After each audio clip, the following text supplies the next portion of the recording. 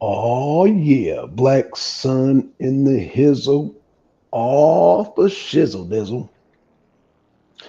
We got an excellent show here today. Oh, y'all see the title. Once again, we have more African nations, and now we have Haiti. Haiti, when these people are protesting, they are upholding Russian flags. Very interesting. Very interesting. But as y'all know, I recently did a show on what have you done for me lately? And what I guess the people in the American government is not realizing, it's like, what have you done for these Haitis and your countries in Africa and so forth? What have you done for the people? Because if you are aware, China and China and Russia have built hospitals, have built roads, and so forth. And so that the question of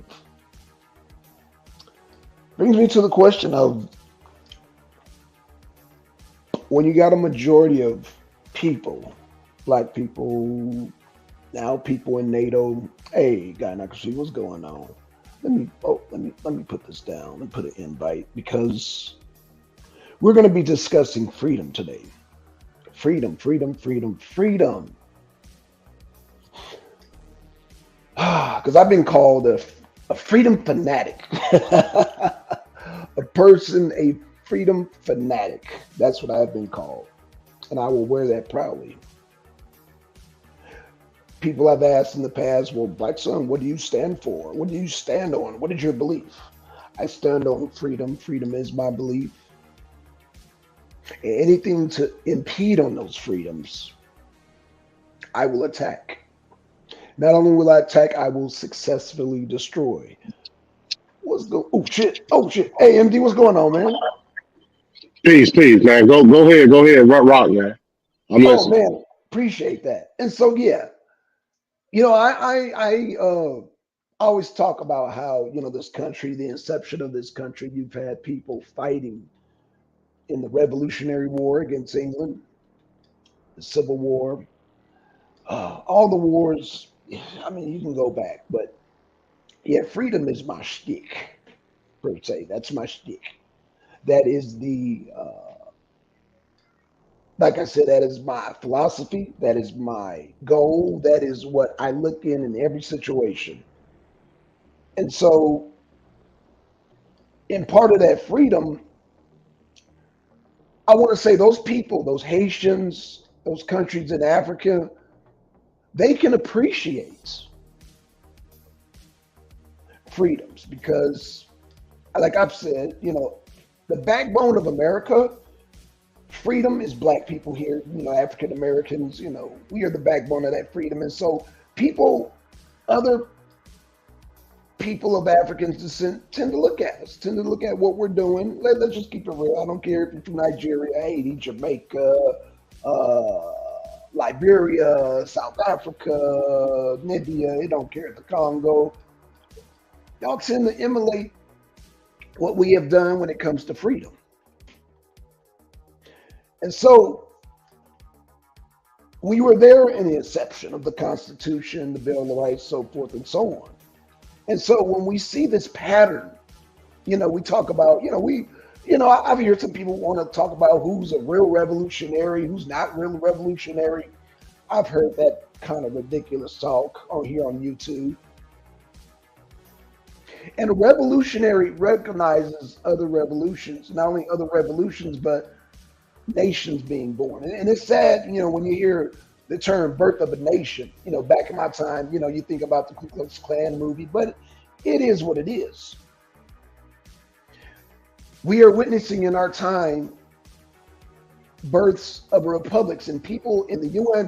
What we are witnessing now, we are not only witnessing the birth of republics, birth of new nations, but we are witnessing the last days of NATO. Let me say that again. We are witnessing the last days of NATO.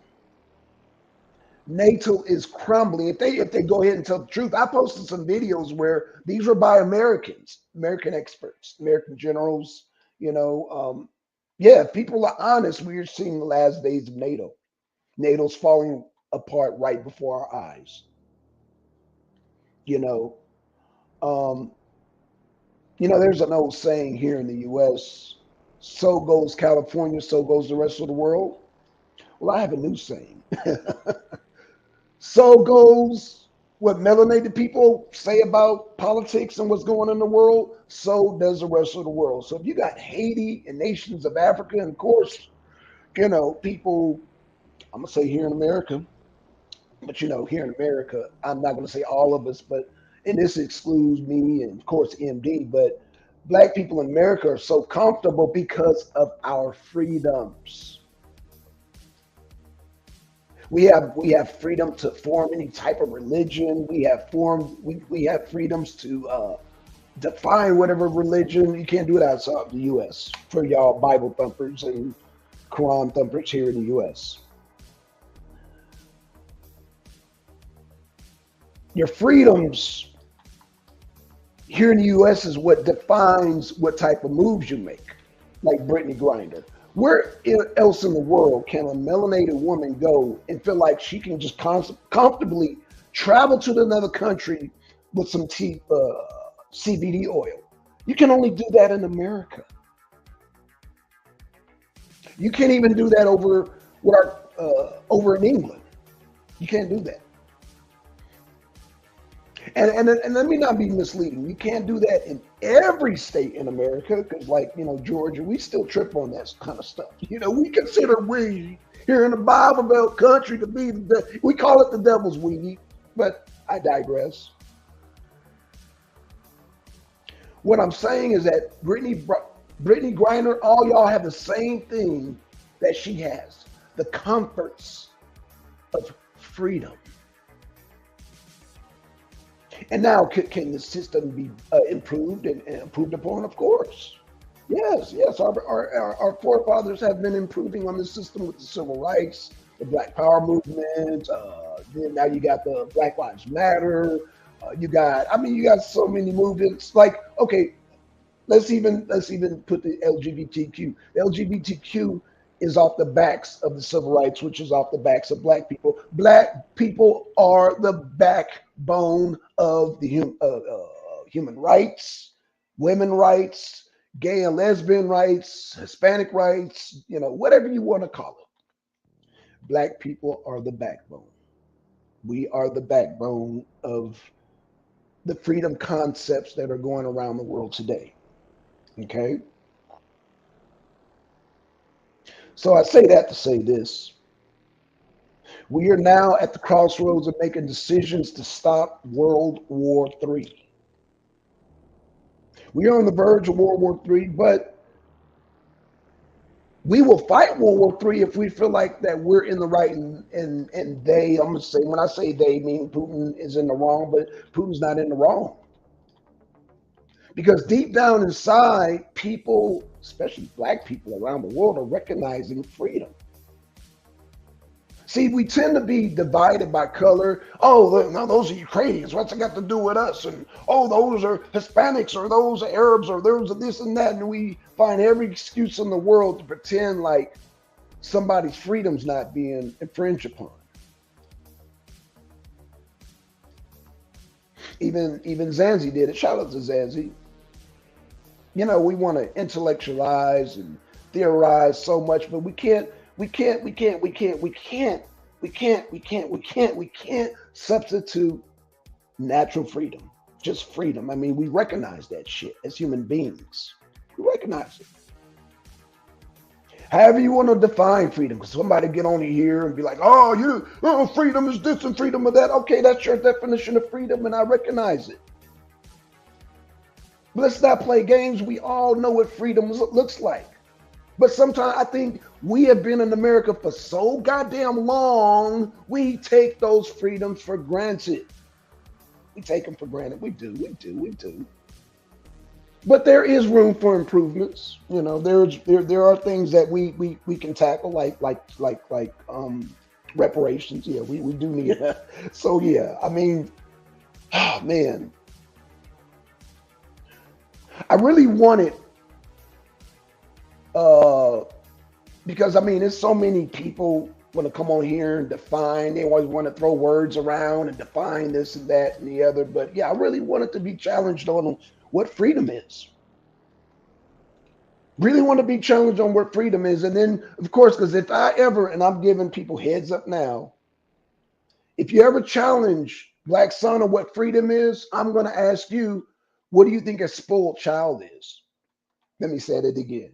If you challenge my definition of freedom, I'm going to challenge you on what a spoiled child is.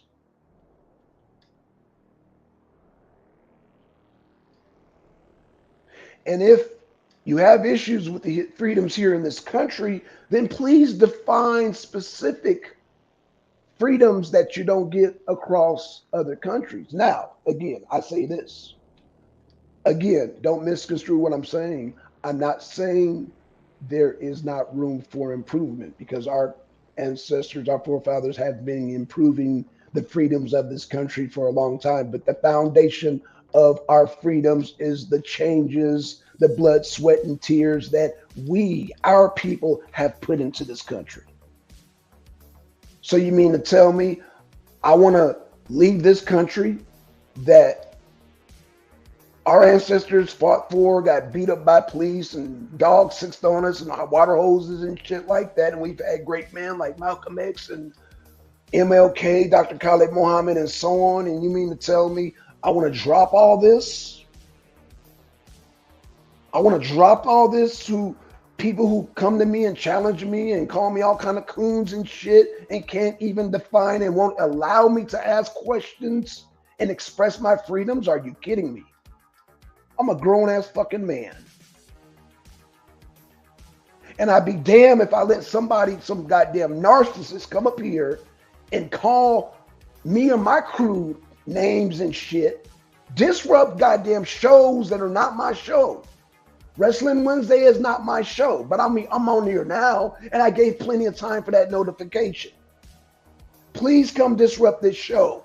Lex, I call out names. Yeah, Lex, come disrupt this show right here. Because this really is a bait topic just for you, sir. What's going on, MD? What's going on, man? Please, man. Hey, can I be heard clearly? Yes, sir. Yes, sir. Okay, all right, cool. So, first to start out on the topic, when we talk about Africa, South African and various nations donning the flag of the Russians, we have to understand, and this goes back to some of the things that I've been hearing these last couple of days. When you define what dictates your policies in your country, and you try to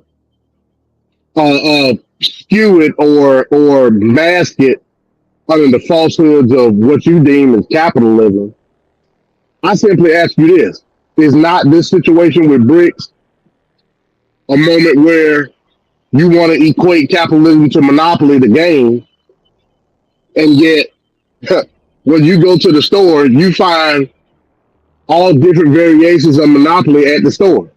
Yes, sir. It's not your traditional monopoly, but it's a game just like Monopoly. It just may have different pieces or different locations.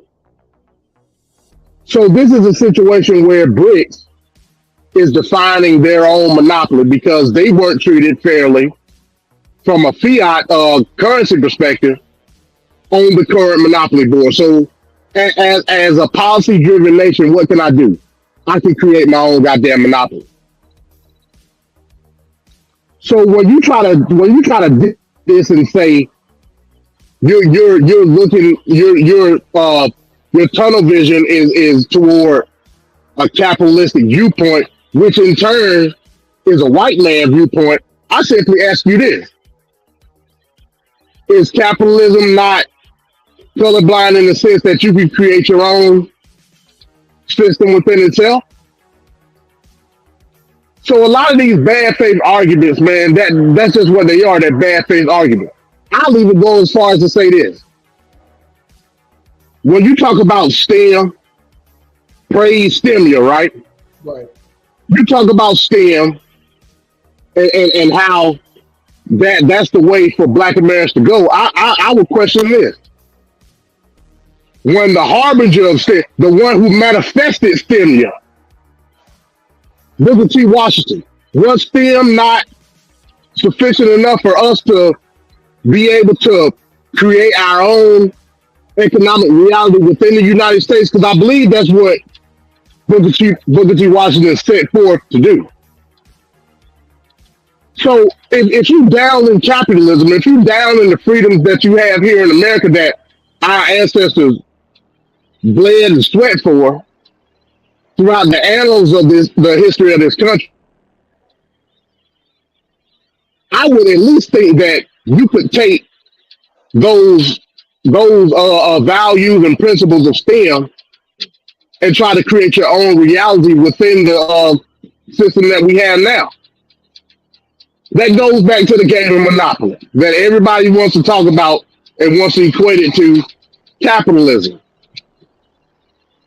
You have all these different pieces that you can play in Monopoly.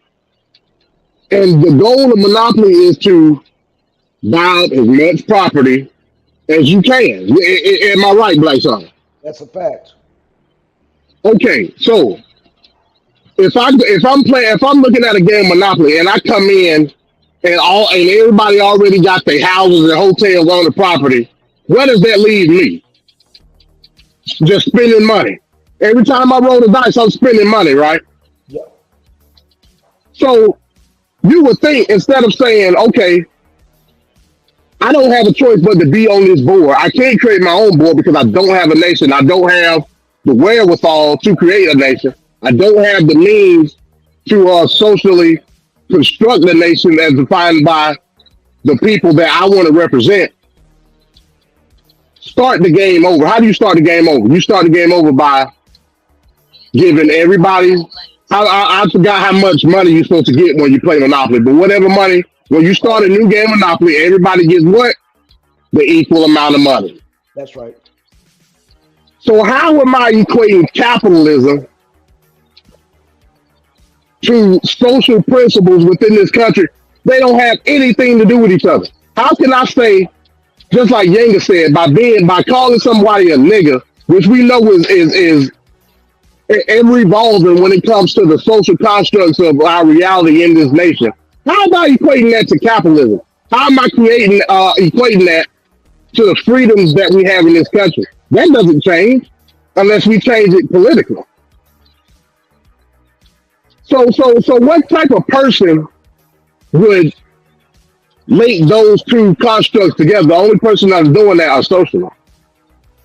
Right. It's impossible. It's impossible for you to deal with anything in this country without first equating your life from a social standpoint of where you stand on the block. That's politically and economically. So I don't have the right to shame or downplay another black person's freedoms and rights in this country and base it off economic strategy that you may have, or even the economic system of capitalism itself. That's foolish. So this whole BRIC situation is a clear-cut example of how a real nation works. Hello. But that's all I got right now, Black Star. Continue. Oh no, I mean what you said, I mean spoken like a true nationalist. There's different levels of nationalism, but you would definitely be a minister of economics. Straight up, straight up. MD is nice with that economics. And at the end of the day, I don't want to hear a bunch of, philosophizing and talking, man. You laid down the plan. You laid down the plan. And that's what nation builders are. In order to talk about a nation, you have to have a plan. And every time I get on here and ask for an end game, these fools ain't got no plans. If we want to talk about, how Yanga wasn't a revolutionary for what? Fight for what? Domo? What fight for what, nigga? Just man, people use words so goddamn loosely. So fucking goddamn loosely and don't even know the first thing, because first of all, if you form a nation on this planet Earth, you're gonna have to fight because there's no other land left. Where's there available land left, MD, to form a nation? Hey, I'm gonna say it like this: in order to form a nation right now, there will be conflict. Yes, sir. Straight up. And none of these fools that talk this revolutionary shit, Domo, you have no military training, chump, to call anybody not a revolutionary. You have no military training. Oh, crying ass nigga. Be crying. Oh, bitch ass nigga. That's all the fuck you do. Shout out to Yanga when he came up with his little list. Oh, my favorite debaters. None of them people are revolutionary, Yanga. None of them have military background like I do. Believe that. But I get it. Yanga likes people. He's into spoken word. So when he hears other people rap real good, it makes him feel good. I get that. But let me tell you, people are scared to come on the arena who don't have a plan. MD be having a plan, and Yami has a plan. Van Cat has a plan. These people have plans and have executed plans in the past. And then you have people who appreciate freedom. Shout out to Gynocracy Takeover. Lex, she knows what freedom looks like. Tell me, why don't you come roll with me? You late, brother. You're late. Late recruitment there, bro. We got this. The arena got this. And this is why we have the juice, baby, because we understand nationalism. We understand freedom. We don't just talk to be just talk. Well, because everybody else only talk about Bible all goddamn day. And I've been telling y'all this, get out of your comfort zones, because the change is here. The change is here. I've gave my warning. And a lot of y'all have missed the boat and you're mad. You're mad. You're mad. You missed that boat, Lex. You missed it. It's sailing. It's sailing away. Sail on. And I want to say this real quick, Blackson. Yes, sir. I'm to the point now, after listening to these conversations these last couple of days, I want to proclaim it right now. I want to proclaim these people, and if you claim the name, then so be it. These dark side people that invoke the name of Stemia, I'm to the point now, I want to deem you as a heretic, because you're not instilling the values and the vision of STEM within your own reality. So how can you? So at this point, I'm saying you're a heretic. You're a blasphemer. I'm invoking the name of Stemia more righteously than you are. That's where I'm at with it right now. Because, like I said, the harbingers of STEM knew the purpose in its context in that form. There was a revolution going on at that time, from an industrial standpoint. Manufacturing, textiles, all this stuff was going on. Booker T. Washington knew the purpose of STEM. He wanted to get the piece on the board. Absolutely. And you gonna deny that? Nah, man, I'm not rolling with that. Anybody want to challenge it, you can challenge it. But let's go back to the root of what STEM is in terms of a manifestation within our reality here in America.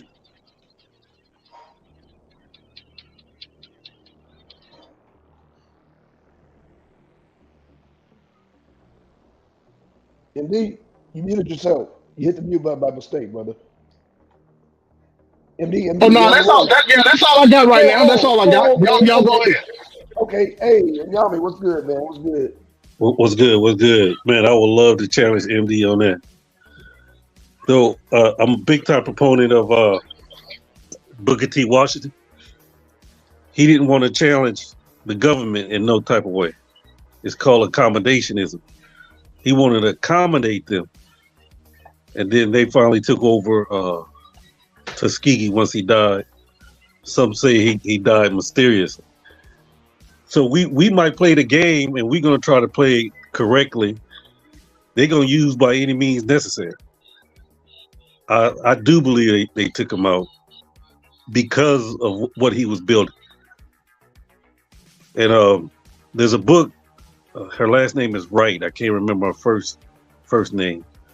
She says she says Booker T. Washington was a Pan-Africanist because so many African people and people in the Caribbean was using his strategy to build their nation, and he was teaching his method globally to black people.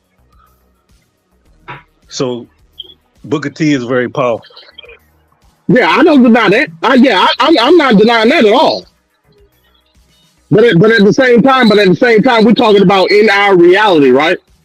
But Right. Booker T. Washington's ideology was so powerful because Booker T. Washington understood. If you look at the rebuttal to the Negro problem, Booker T. Washington understood that STEM was a defining, evolving industry that was never going to go away.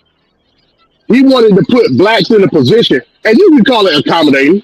Yeah, I mean, we never were going to monopolize that industry because we didn't have the means to do so. But we could have a major part in that industry based off of STEM. So if you want to call it accommodating, I ain't even got a problem with you saying that. We are talking about being American. Being part of America is being part of a cause in the capitalistic system. I don't disagree with that.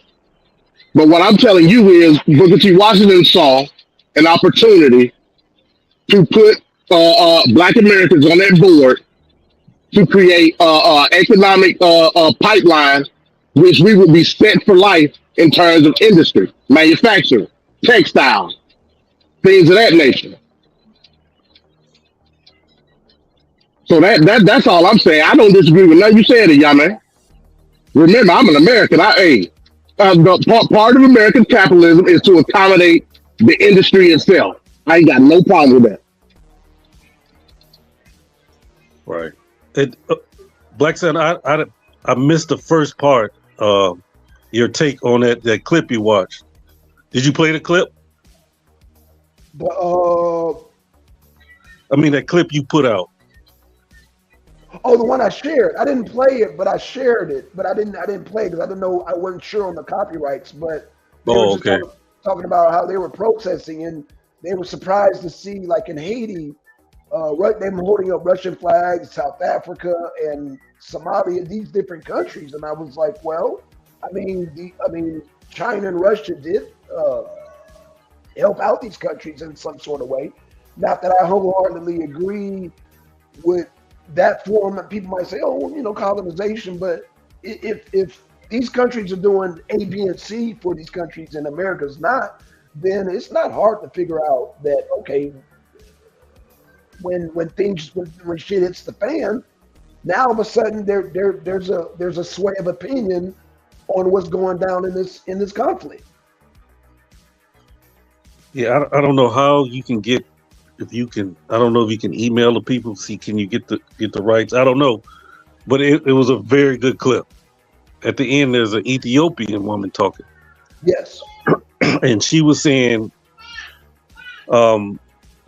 people people might criticize why would Ethiopia side with China or Russia, and then she talks about because, well, why Africans would side with China and Russia. Because China and Russia doesn't have the heavy stipulations that the World Bank and the IMF had. Facts. They put a big, and not only do they put big stipulations on it, they want your government to be ran as they say run it. So if you don't follow the Western philosophy, you might not get that loan from the IMF or the World Bank. That's right. Where China and Russia is saying we're gonna do business. We're not worried about all that other stuff. This is business. We want to overthrow the dollar. And if you on our side, we'll do business with you. We're not gonna we want to see your country prosper. And I know this got the West scared because the West have their agenda that book How the World Underdeveloped Africa by Rodney. French, oh yeah, sorry. No, Rodney. Rodney. His last name is Rodney.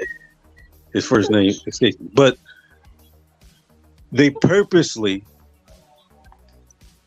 created neo-colonialism to make sure African nations were underdeveloped, but certain leaders stayed powerful, where China and Russia is not doing that. So that's why we saw, I guess it was a month ago, Biden in Africa saying we need to give reparations because they see what's coming. They see what's on in the future.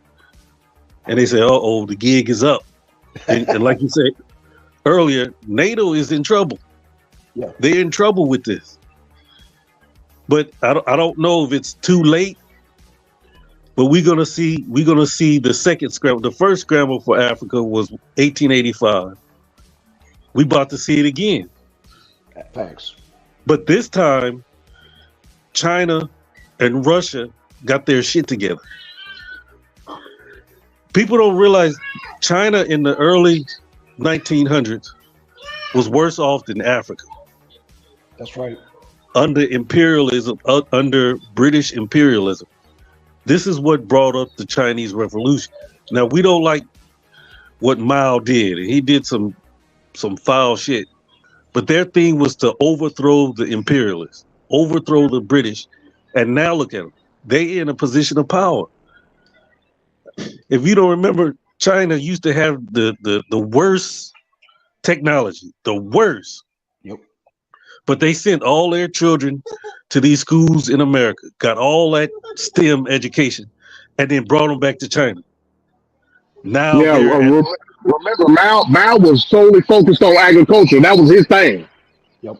He was solely focused on agriculture. Yeah. And turned into the damn field. No, go ahead. No, that's all I was saying. Remember, Mao was solely focused on the agriculture sector. Right. That's all I was saying. Yeah, but he had to because once you overthrow imperialism, they take all their tools. Yeah. To where almost you're gonna starve to death. But everybody became a farmer. Even if you was a doctor or engineer, you had to get in the field so they can survive. And if you understand Kwame Nkrumah, when he became president of Ghana, Russia wanted him to follow the Chinese method, but he wouldn't do it because he wasn't going to kill African people just to take control. He said, I'm going to do it through education. And, they eventually set up a coup. The United States set up a coup and got them thrown out. But China and Russia was going to work with Kwame Nkrumah. It's just that Nkrumah didn't want that method at the time. But now Russia and China has changed the way that they do their governance. And economics is not a subset by itself. It's a political economy.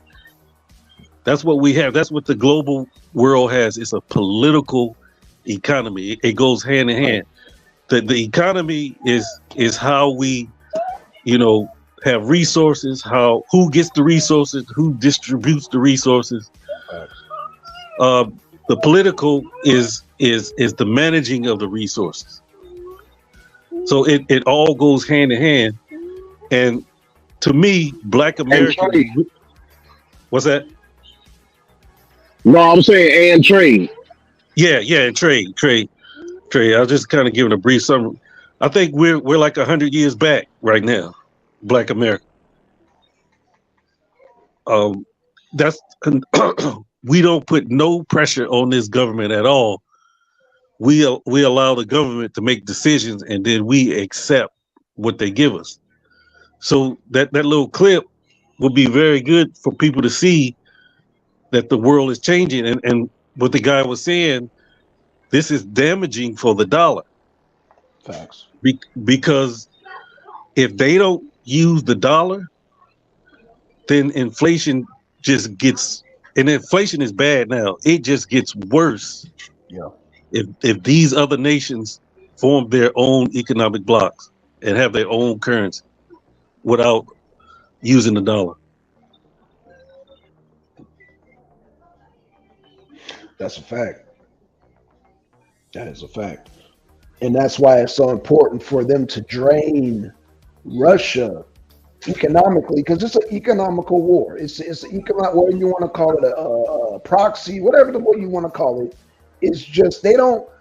I don't know if you've seen the other clipping, Yami, where they're saying, generals are saying, man, look, they don't care about the Ukrainian people. They're cannon fodder. They don't care if they destroy the whole country, as long as they keep draining the resources away from Russia. This is just a ploy to get them away from dominating the oil over there. And like you said, was it OPEC? I'm sorry. You said it earlier, but yeah, basically economical dominance.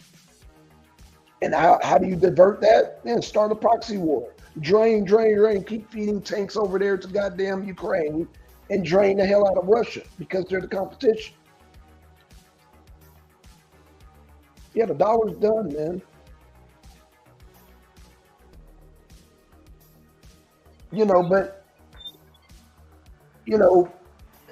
there can be a way where this can work out for all of us. The U.S., Russia, and the rest of the world.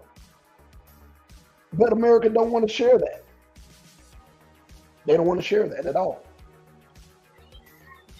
Because white supremacy has become a religion. Absolutely. It's a religion. What they're saying, we're not going to let up 1 cent of power. Not 1 cent. We're going to maintain all the power. Right. And if you rear your head up to get any of that power, and like you say, you're going to pay. We're going to put you in a war it's going to drain all your resources. I mean, it's a good strategy. Yeah. It's a good strategy, but I don't think it's going to work this time. Not only is it not going to work this time, it's going to destroy NATO. It's going to unravel. It's going to completely unravel. It's unraveling as we talk. It's unraveling as we talk. Because America's plan to send liquefied gas all the way from here across the Atlantic to Europe, it makes no sense. Germany is like, this don't make no sense. Yeah, Germany is in the center of it all, and I believe Germany to be the first nation. So if it's going to be an exit of NATO, Germany will be the first nation. Facts. Yeah, I think so too. But I think white supremacy is a religion. They're not thinking now. They're not thinking scientifically. Well, they're not coming out and saying it, Yami, but they're come on. I mean, yeah, you can say white supremacy, but at the end of the day, it's all about if it don't make dollars, it don't make sense. And Yami, come on now. Yeah, white supremacy is thrown out the window when you ain't got fuel to heat your house. Facts. But that's what I'm saying. They're not seeing that because they're blinded by this ideology, by that religion. Like, okay, maybe now it's time for us to think differently. That's what they should be saying. But to me, now this is to me, they're so arrogant. They've been doing it for so long. It's like let's say the Green Bay Packers. I think they was like in the late '60s known for student body right. You couldn't stop it. They called student body right, and they just ran over you. Well, after a while, people gonna learn that playbook, and you can't go back to it. And if you got a coach that's set in his ways, he's still gonna try to run it. Oh, they can't stop it. If we run it correctly, nobody can stop it. And I think that's what the West thinks, that we've been dominant for so long that we're gonna try these same old plays, the Ukraine war, or some other war somewhere else that's gonna drain the resources, and then we gonna stand on top again. But I think that's gonna be bad. And speaking on the black scene, we already strapped for resources. Right. And that's why And so go ahead. Yeah, I'm no, sorry. so we're competing. We already competing against ourselves, and that's why I call it the hunger. YouTube is the new Hunger Game. The little bit of resources we got on YouTube, we cannibalizing each other just for those few AdSense. Mm-hmm. Because the resources are so tight now, because inflation is so high. I was just studying America's fiduciary obligation, meaning how much money the United States owes people. That's Social Security, that's roads, schools. It's like $100 and something trillion. That's how much the United States puts out. And then we make money, but the fiduciary obligation is extremely high. And the only way they can keep up, this economist was saying, the only way they can keep up, they have to end most of the social services. Right. They just have to cut most of the social services. And so who that hurts even more. Absolutely. Absolutely. So at all times, we are in a global political economy. It's not just United States economy. It's not just your local economy. This is geopolitics, economics that we're in. And Yami, and that's why when you said, and we said it, saying all this also, that we are the backbone of freedom to this country. We got to say something, because if we don't say something, that's going to hurt us. This war has got to end now, man. We got to come to the table and end it. End it. It's got to end, because they about to, man, we about to go belly up over this damn thing. Right. It's either got to end, or y'all just got to simply, talking imaginary, y'all got to simply annihilate Russia. But that's just me, like, in my mind, you know what I mean? Because the only way that fiat is going to increase within value is that. Right, but the only person we're hurting, MD, with this goddamn what do you call that goddamn what do you call that shit? It's only hurting Europe. And of course that's hurting us, because Europe is our ally. It's not hurting Russia. Russia circumvented around Turkey. They circumvented around goddamn the United Emirates. They're good. Their economy is actually getting better, is what they're not telling y'all in the news. Right. Since this war has started, their economy has grown and ours has sunk. When are we gonna wake up? Yeah, but Blackson, I think they know that. But I just think that they're so arrogant. This is the way we've been doing things. Why change now? Well, no, they got to change it in Yami, because it's cool if it was just them, but it affects us. It affects black people. What's that got to do with black people? It affects us. God damn. Yo, they really about to crash this shit, and Putin has come to the table and say, yo, I'm willing to work out a deal. I like this capitalism thing, but we can all eat. And America's saying, no, no. They are the ones we are the ones goddamn behind the Iron Curtain now, not Putin. Yeah, Putin has but if mastered capitalism, just like black people what have no mastered what countries have mastered is mixed economy. Yes, sir. I agree. I agree. Mixed economy. I agree. There are going to be times where you open the market, and that will boost the economy. And then when inflation gets too high, you have to close the economy until you bring down inflation. So so all nations and all they're becoming more economic scientists, economic engineers, Right. that they understand you just can't have one philosophy and one ideology. Facts. You have to know what the economy needs, because if you become dogmatic, that's that's how you go into these great that's how the Great Depression happened. Right. That's right. You because capitalism will have these big downturns, and you need government to step in. Right. That's called Keynesian. Keynesian came up with that. I think that was back in the 50s. Keynesian economics. So what China has done, what Russia has done, most of the European economies, they become more mixed economies. Right. Absolutely. What's best for the economy, as opposed to just holding to one philosophy, one ideology, like it's a religion. Right. And China and Russia been did that. Yeah, Right. Yeah, So I actually agree with that. Yeah, I agree with that because you remember OPEC has come to the table numerous times yes, they have. and tried to come up with a solution in terms of the value of oil as it pertains to different areas of the world, right? Yes. But you know, like I said, the U.S. You know they got to do their thing. They got to be superior. So you know, it's a point where fiat is the standard, right?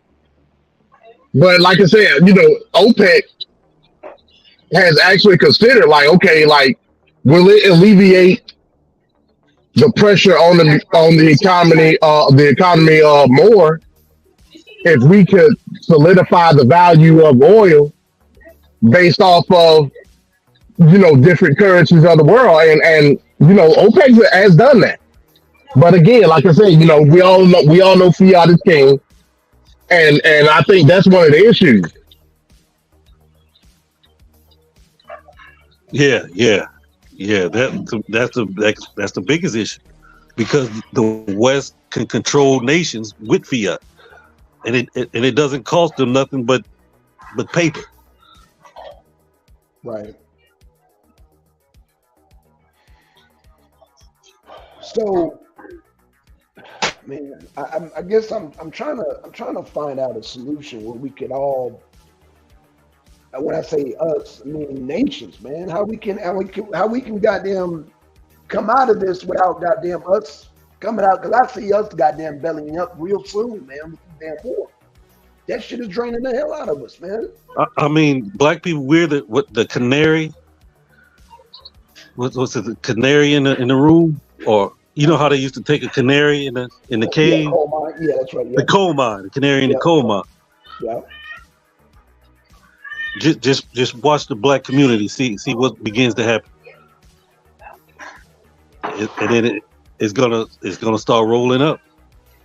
Yeah, it's gonna start rolling up. But what I'm saying is that we have economists, we have generals, we have people here in America that see the problem, and it's like, dude, like, at what point do we wait until the accident happens, or do we prevent it?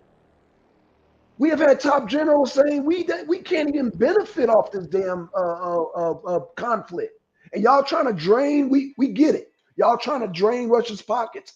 It's not working. It's not working. So when do we come as sensible human beings and say, okay, enough is enough? It's not working. Shit, we're getting beat. It's backfiring in our face. At what point do we recognize that? Black people, we the backbones. We got to say something about this, man. The only time this country has ever come to its senses throughout history is when we have said something about it.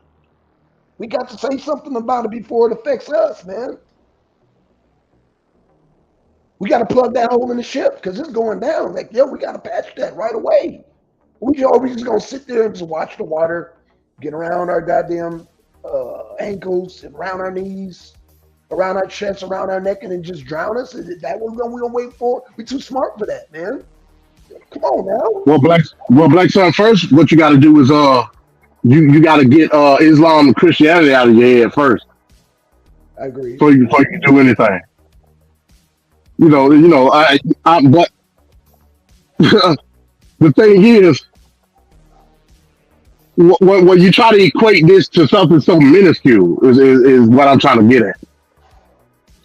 Like we're not looking at it from, again, everything starts here in terms of how we're socially connected within this country. At that point, you have to branch out. And that's why I agree with Inyame, right? We have to understand that the system within itself, yes, you want to make sure it's maintained from the vehicle where you are, but we also have to see how it branches out, how it affects us there. That's why I agree with Inyame. I ain't got no problem, with that concept. But when you try to shape and mold this utopic, this thing where it's not the power that countries like China and Russia have is not, you can't equate that to a certain ethnic group, is what I'm trying to say. And that's what I think these people don't get. Right. That's a fact. And another thing that Inyame mentioned that I agree with too, now I'm going to say this, is that, I mean, we get so, man, it's, so, Inyame said, a while ago, because, he's a Pan-Africanist, but, I mean, have your home base here. Now, please correct me if I'm saying anything out of context, Inyame. But when you say here, the home base, we still practicing what we're practicing now, right? As far as like capitalism and the system that we live in. Please come in and correct me. But you are speaking on that, correct? I'm saying we become economic scientists. Okay, If that's the road we need to go, then we need investment. We need banks I agree. to invest in us. But if we say, man, nobody's investing in us, then we have to try another route, and we have to be open to try other routes if a door is closed. I don't object to that. I don't object to that at all. So yeah, and I'm saying as citizens, we shouldn't ever give up, because a citizenship is just like money. It's power. Yeah, credit. We shouldn't ever give that up. But we have always been globally thinking. I mean, the first Pan-Africanist in America was Paul Cuffey. Paul Cuffey was the son of a African man named Kofi and an Indian woman, but he built ships. He built ships to where he was putting African people on those ships who wanted to go back to Freetown, Sierra Leone, and he shipped them. This was in the 1800s. A black man was doing it, sending people back to Africa, to Sierra Leone, And I think he ended up, when he got old, living in England. He didn't go back to Africa himself. He lived in England. But his business was so successful, he was able to do that. That was his contribution. Right. So even now today, we see our economy is hurting in the inner cities. Right. And they're hurting bad. What do we need to do? But we don't even have that type of leadership. Who is talking about that in black leadership? How our economies are hurting, and what are the things we need to do to help the economies in the inner cities? What are the steps that we need? Or even this topic. Hold on a second. Hold on. Okay. And then, y'all, man, I'm open to that, brother. I'm definitely 100% open to that. I think, yeah, of course, yeah, the economy should be the priority because we can't just give it up because we contributed to this economy. That's why this economy is not foreign to us. That's why this economy is mastered by so many black billionaires and millionaires. You know what I'm saying? You have people that have mastered the system so because we have contributed to it. So no, I would never ask a fellow brother or sister to give this up. Hell no. That's crazy. But no, I agree. There should be steps to educate people to be masters of this system while we're here, living here in the US of A. Yeah, we got it because it can be mastered. We've shown time and time again it can be mastered. So yeah, I agree. It should be a priority in the inner cities. Yeah, absolutely, 100%. I agree with you. And so my personal expertise is in electrical engineering. How do I use my skill to promote, to help not just my people here, but maybe I can create cheaper energy and be able to sell it to Africa if the United States won't allow me to do it here, because I have tried here and I'm locked out because of the larger corporations. Right. The larger corporations won't even let me in the door. And what you're saying, So, that's why, yeah, I'm glad you brought that up. Yeah, and that, yeah. I would have to have some type of connection with somebody in the energy industry before I can even get considered with whatever plans I have. Right. So, and I've talked to people within West Africa who said, "Man, I need to pitch that to these African nations." But Right. I have to be in a better position to do that. But hold on a second. Right. You haven't gotten any loans to kind of give you that boost, and that's where MB comes in with the reparations. So yeah, we need to fire on all cylinders, man. When we talking about this Right. economic thing, yeah. I mean, And not only loans, but policies that are going to give you the subsidy that's going to make these these industrial institutions contract you for that work. facts. So D and at that point we just talking about like local stuff at this point. You know what I mean? Right. So Right. to equate, to equate, and my contention is not with Pan. I've never said Pan Africanism was a bad thing. No, I sir. understand it. I get it. But what I'm telling you is your reality, your political reality is rooted right here in the good old USA. Facts. So Hey, if yeah, go ahead. no, I was gonna say your mic is giving out just a little bit, MB, just a little bit. How's that sound now? Uh, it's a little choppy, just a little bit. I might be in a bad area, man. Give me a second. Oh, okay, you driving. Okay. I thought you had that. Well, I just stopped. I'm in the boonies though. Okay, Hold on. okay. But we have to also remember we're rooted in the United States, Yes, but sir.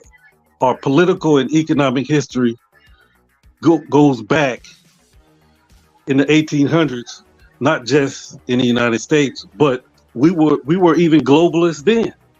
Absolutely. We was globalists then. Even it's the failed project called Liberia, but we was in the middle of that. Even the Revolutionary War, we had people fight for the United States, That's and we right. had people fight for the British.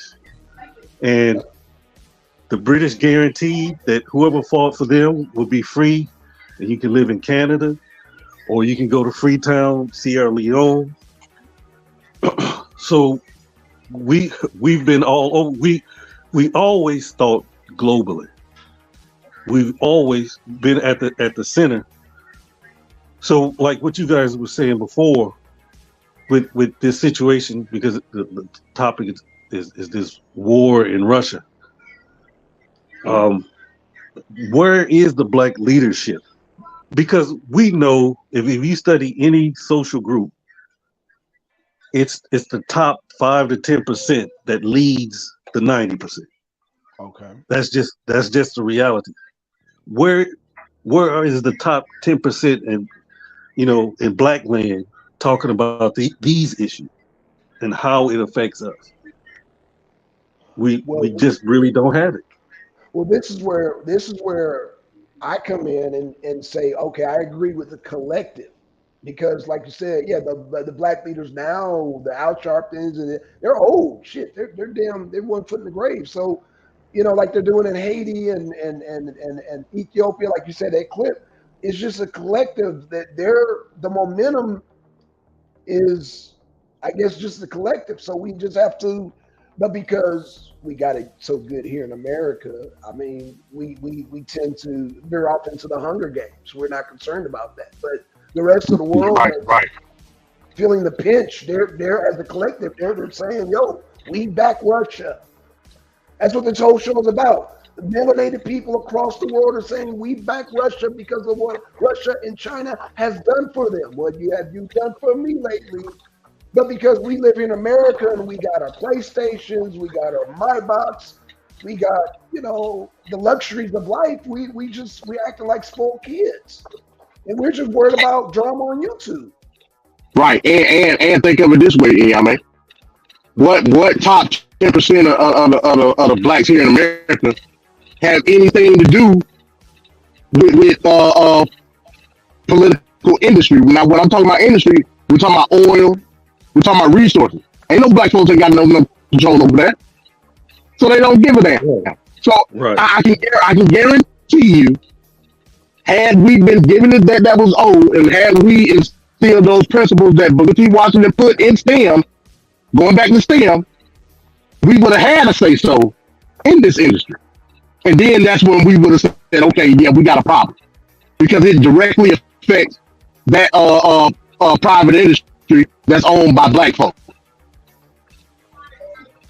Right. That all goes back to the stuff that we were supposed to get that we never got. Right. When I remember first hearing about Booker T, and I'm like, oh, I don't want to study Booker T. But somebody brought that to my attention. I studied Booker T, and I'm like, man, Booker T was a bad dude. He was on it. He understood you control this industrial industry where you are. You don't have to worry. He thought you don't have to worry about anything else. But Right. and him and Du Bois fought because Du Bois said, no, you got to take it to him political too. And to me, both of them together would have been a powerful tool.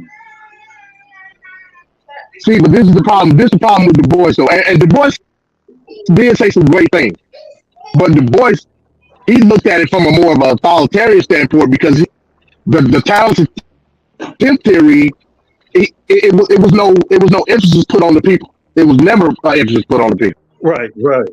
It was always about generalization of who was going to lead. It was more of a leadership role. And I'm not saying we don't supposed to have leaders. I ain't saying that at all. But from a political standpoint, he didn't understand the concepts constitutionally when it came to politics of black people because he looked at it just as based off of our education, our social standing. Like when you talk about the foundations of the Boule, that was Du Bois. Right. You know what I mean? But he never thought about it from a political standpoint as a generalization as we the people. Right. Yeah. That was his biggest downfall.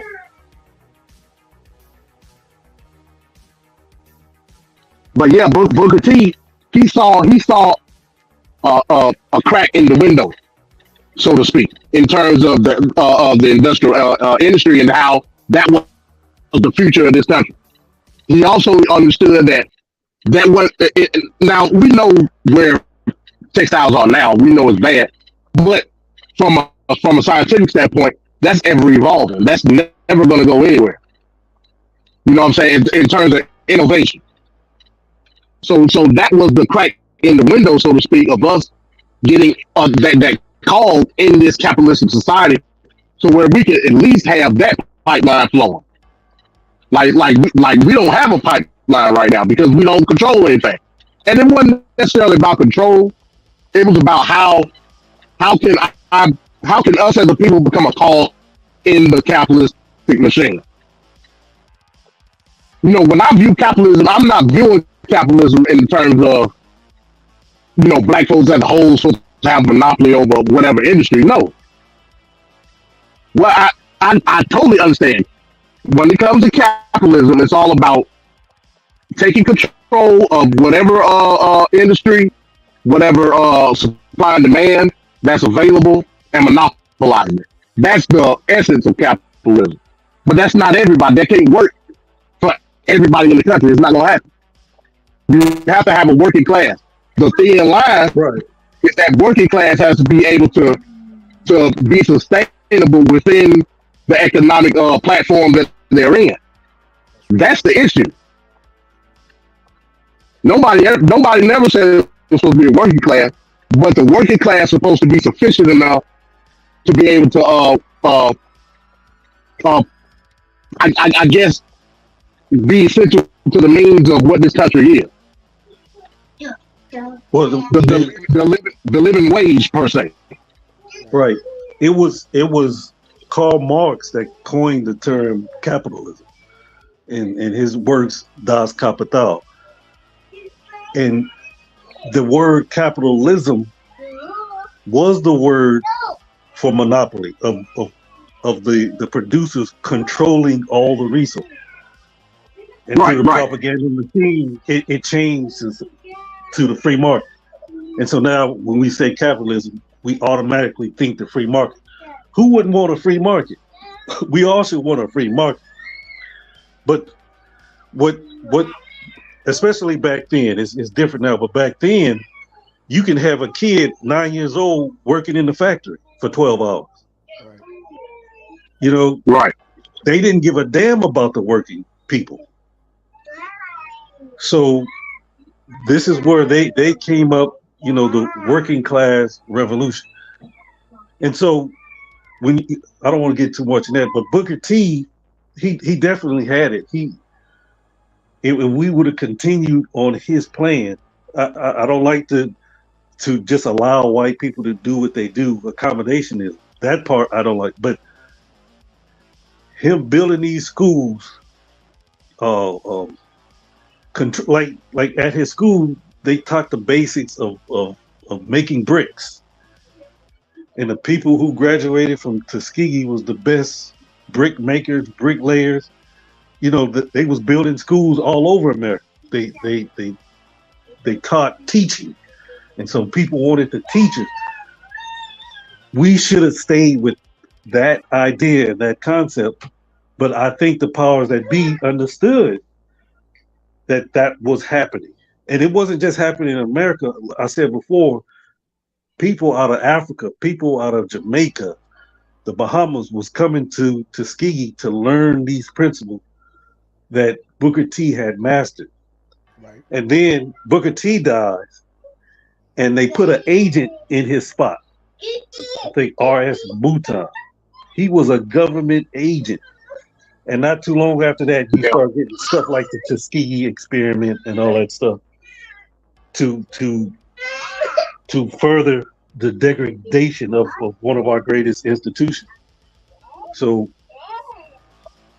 the fight is not just economics; it's a political economy, and we have to see it like that. And Blackson said it earlier, and I'm not a military guy, but I am a student of revolution. But I'm not a military guy. There's going to be bloodshed because it's the acquisition of power. And black people in America, we're not even asking to take control of the economy. We just want our fair share of the pie, and we get this big backlash. 1.5% is not enough to feed Black Americans. We should be up to 10%, 12, 15%. Right. Right. And that's the responsibility of government and leadership when it's so far unbalanced the way that it is. And Right. so we have to say, what do we do to make sure we get our share? And we get that share by any means necessary. That's the type of Right. thoughts that we have to have. Yeah. And even going back to the point about Booker T, even before that, during Reconstruction, when they had Act One and Act Two of the Freedmen's Bureau Freedmen's Bank Act, even white folk, when we had the freedmen schools, that's what they were teaching because even the white folks knew, hey, look, like this is an opportunity here to create this working class for this manufacturing realm, especially in the South.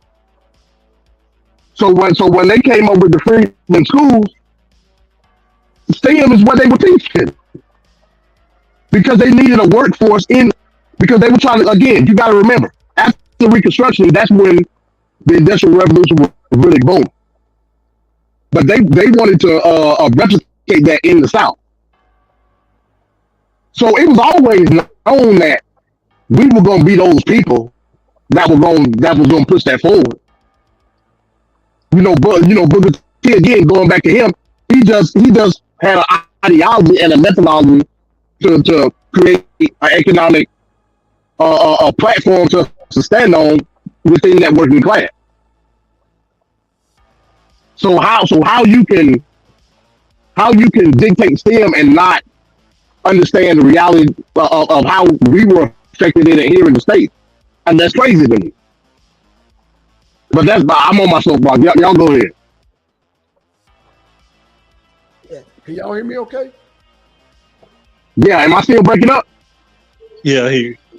Okay. Yeah. No. It's better, but it's still a little choppy, but it's better though. MD. Yeah, I just can't. I got this mic, but I can't hear myself. Okay. Yeah. Man. So. Oh man. So okay. Well, you know what I mean. What would you propose as far as getting more, I guess, economical education? Because I mean, not only with Black people, but I mean white people. I mean, you only have a small percentage of people in this system that knows how to really navigate and maneuver. So I mean, what would your proposal be? Because I mean, yeah, you got teachers that don't even know how to maneuver in the system.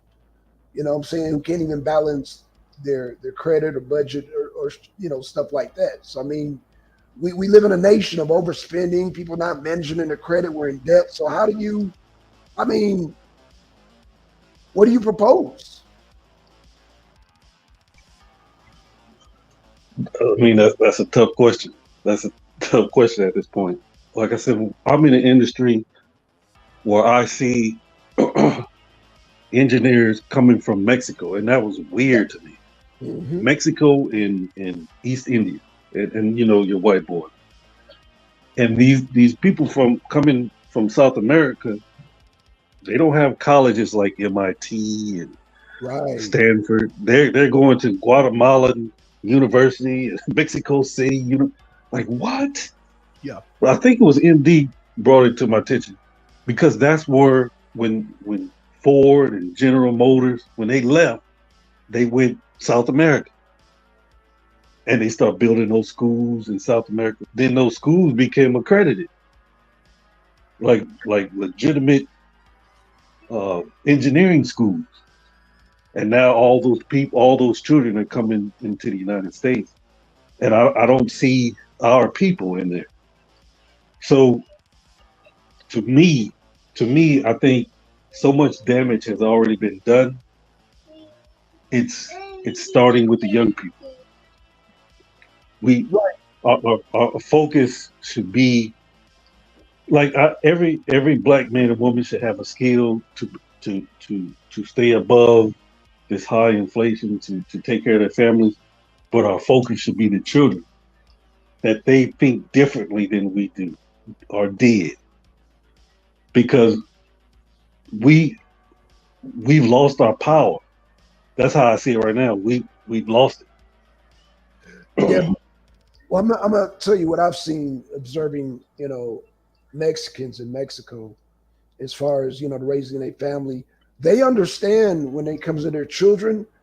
Everybody, all their kids are not going to go to college. A lot of them are going to do trade, and that's how they maneuver.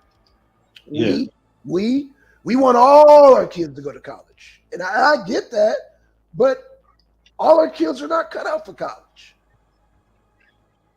So now you're creating more competition, and you're creating a vacuum for, like you said, the technicians, the HVACs and the mechanics and yeah, what. So you got these. I don't want to say unrealistic goals, because I think we should all strive, but at the same time, like you said, people from Mexico, they got all kind of trade skills. And I got a friend named Christopher Gonzalez. His brother is a lawyer, but he's a mechanic. But he understood that the college ain't for him, yeah. and he's doing great. And his brother is he's steadily looking for work, is because you got so many people striving to be these lawyers and doctors, and but I think a lot of times people, and I'm not going to even put this just on black people. Like, okay, I'm just going to give an example. I'm not going to put nobody's name out there. It's like, I have suggested that, hey, truck driving, and MD can back me up, you can make great money at it. In the Right. meantime, you got people say, oh, but I want to be this and I want to be that, and you know, I want to be this and that, and it's just like, okay, but in the meantime, you got to get your rent paid, and you can do this while you're striving to do that. If that makes any sense, I don't know if that makes any sense to y'all, maybe. Yeah. You know, and because I've had discussions, and I wouldn't even say arguments, but disagreements about, well, maybe a person should do this. That way, he's not worried about his bills, and he's not worried about this, and then he can still strive to do, Right, right. And that's what I did. Uh, I started off in the electrical union, became right, a master electrician, and then absolutely, moved up to engineering. and And that's to me, that's the route of black people we need to look more into. right, right, and and I'm not saying, because I know that whole thing between Booker T and Webb Du Bois. I'm not saying that not to have doctors, but this economy right now, you're going to have to work. We're living now in that paradigm where we got to work up to get to that point, to being a doctor. But in the meantime, the bills don't stop. In the meantime, life don't stop. The goddamn car don't stop. The insurances don't stop. That stuff don't stop. Right. But even with that, if we had the proper organization, you can see the kids, okay, by the 12th grade, you already in calculus two, college calculus. Yes. Your route is going to be engineering. Okay, you just passed algebra with a C. Right. Here's the best route for you. This, but And when I was coming up, they was doing it. I don't know if they're doing it now. I don't think they're doing it now. I don't know what happened, because what you're talking about is actually what Germany and Russia did.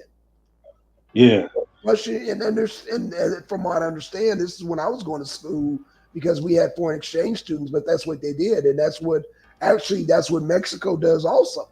They already yeah, have their plans set when they're teenagers. They already know what direction they're going in. right, right. It's like here in America, and I only want to put this on black people, white people too. We wait until we graduate high school. But I think it's the propaganda. I mean, those colleges got to get that money. I agree. Those colleges got to get that money. See, I even propose, and I really want to push, in high school, that you fulfill those trade requirements. Some places it's 2 years, some places it's 4 years. Right. But imagine by the time you graduated high school, you have already fulfilled your classroom education. in to be an electrician, to be a mechanic. You fulfilled the classroom part. You just need the field work now. By the time you're 22, you're done. You're a full journeyman. You're a full mechanic. You can go get your job, and if you want to go to college after that, then you have the resources to do it by yourself as opposed to getting these loans. Absolutely. And that's very easy to do. It's very easy to do, but those colleges need that money. Agreed. You, Agreed. you don't think Texas University and that $100,000 a year want to give that up? Well, see, now I don't want to sound like a socialist, but why not? Why not? Wait. What happened? What? I mean, no. I mean, I'm agreeing with you, and but see, no. See, I'm always, I mean, I'm realistic. I mean, I'm all for the mixed economy. I'm all for the mixed economy. You know what I'm saying? At the same time, you know, I'm realistic. I know where the subsidies go at the end of the day. So Right. I'm not going to here and be like, I mean, I will say pick yourself up by the bootstraps, but I mean, in realistic, I know where subsidies come and go. I know about Right, it. right. So there And should don't be a let white people fool you. They didn't pull themselves up by their own bootstrap. greed. Nah, they definitely did. Well, this is why I'm a big 100% component to reparations. I totally agree with that.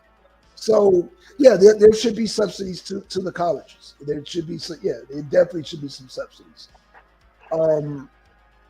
Now, again, you know, there should be some subsidies to the trade schools too. But you know, I've seen trade schools shut down in California. Yeah, Right. yeah. How come the colleges don't teach it?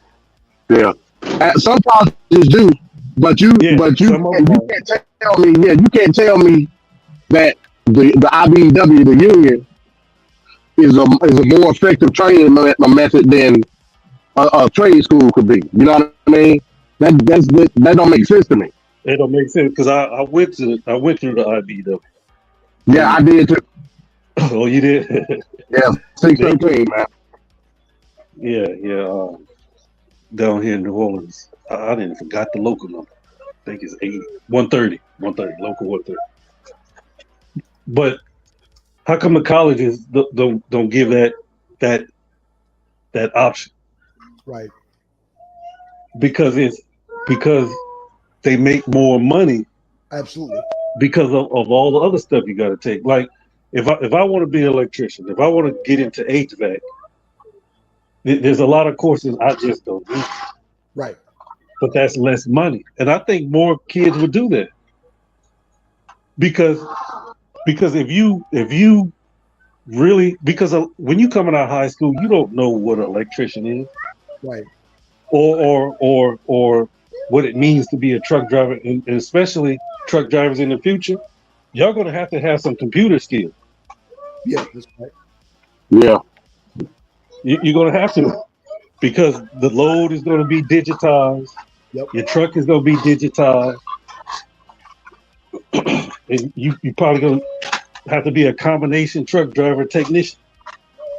No, you have to do that now. Hell, you have to do that now. Just about. Right. Yeah. I definitely see. Even when I was in the electrical school, they was talking about, man, computer. You're gonna have to get into computers because everything going in computers. And so when I first started, everything was like relays and contactors, these physical things. Mostly everything in the automation industry is within the computer. I had to go back and get computer education just to be effective in my skill, and then I end up going into the engineering because I saw, man, that's what I have to do. Right. But but all of this stuff, it seems to be so simple. But I remember when I used to talk about this guy, oh, you a socialist. And so I said, yeah, I'm a socialist. But I was just being practical. I was just being practical. Man, this is the stuff that has to be done. And what I see is it's not always about a dollar. If you want to affect a nation, you would do these things automatically. But I think I say it's just ego. Just This is the way we always done things, and we're not going to change it. And it ended up hurting people. Right. And we can just look at Black America. Like, man, I remember coming up early '90s. That's when it became a man and taking care of a family. Man, you made 50,000. You was Yeah. balling. Oh yeah. You was balling. It was- 50,000 is poverty right now. Yeah, it is. It is. But again, because things are jacked up now, man, because the fuel is war. But I mean, yeah, it was like that before. I agree with you on that. But damn, man, you know what I mean? So to the question you asked, I would center our culture around making sure the kids have the future that they need. That we be more futuristic in our thinking, and we build the economy around that. Like, okay, we know, like even plumbing, you're gonna have to have some degree of computer knowledge. You're just gonna have to have it.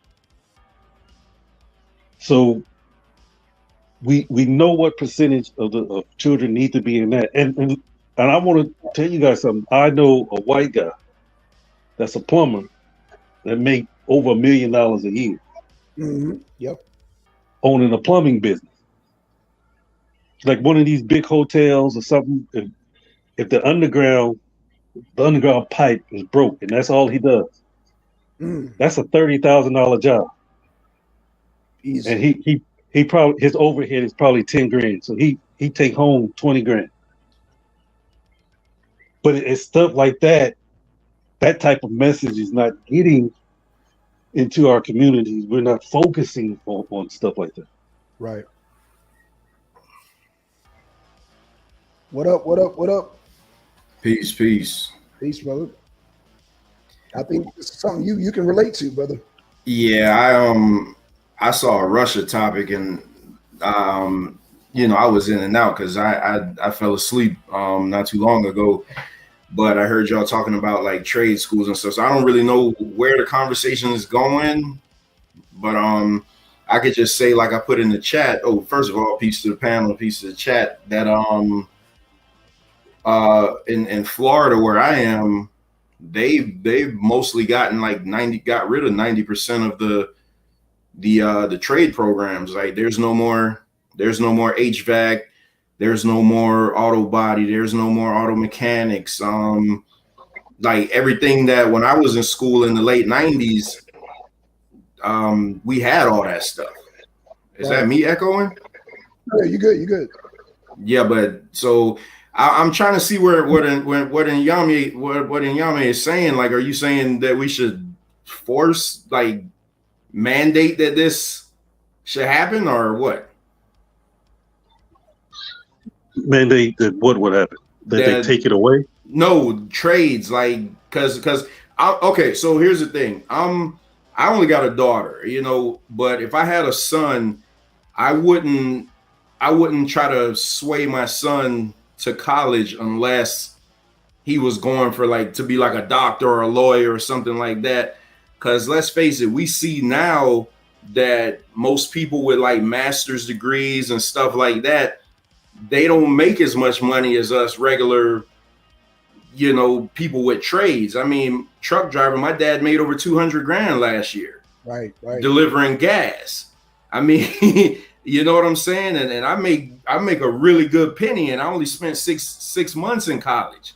So I'm saying, like, if you're going to college for just to say you had the college experience, right, I think like you're wasting money. I mean, I would, especially young men, I would always point them towards a trade, like being a plumber, because here's the thing, those fields, we may think that they're dying out, but even if they're dying out, somebody still has to do it. Right. So if you started out with 100,000 plumbing companies and now you're down to 20, then you're going to be in high demand. So, I mean, the people with the trades, like, and at least so another thing, I know I'm rambling because that's how I am when I get on, but See, I just did a show yesterday on my podcast, and it was talking about the absence of the black father. And a lot of this, I mean, we're all older guys. A lot of this we got from our dad. Like Right. before I ever took I did air conditioning and refrigeration. I know how to work on cars, but you know who taught me all that? My dad taught me all of that. So I at least had the general knowledge, but a lot of these young boys are growing up in households where they don't have their dad, so they don't see that man in there where they're like, you know what, I want to do the blue collar thing. You know what I'm saying? Because their mom isn't pushing them to do that. Their mom is like, oh, go to college. But then they go to college and they waste their parents' money, and then they get in all this student loan debt, and then it's just a nightmare. And then, you know, then they go crazy when they can't make ends meet.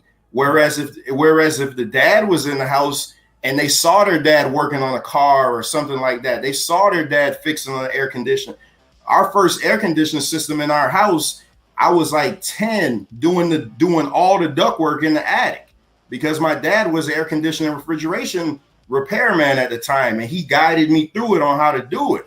I watched my dad change oil. I watched my dad replace starters and stuff like that. I think a lot of this stuff, and I know I may not even be with y'all long, but I just feel this now. A lot of this stuff is I put back on the dads not being there, man. Like why do so many young boys now not want to go into these fields anymore? Man, there's millions in these fields. Like I'm talking about it is money in these fields, man. It ain't you an electrician, and I mean, you know, you could charge somebody a bag. I'm looking for an electrician right now just to do a simple job in my house. And the only reason I don't do it is because I got shocked when I was a kid, so I don't want to do nothing electrical. Thanks. You know what I'm saying? But it's like all these fields that people looking at and they like, oh damn, but then they get mad when the Mexicans show up at their door to give them a estimate that they think is too high.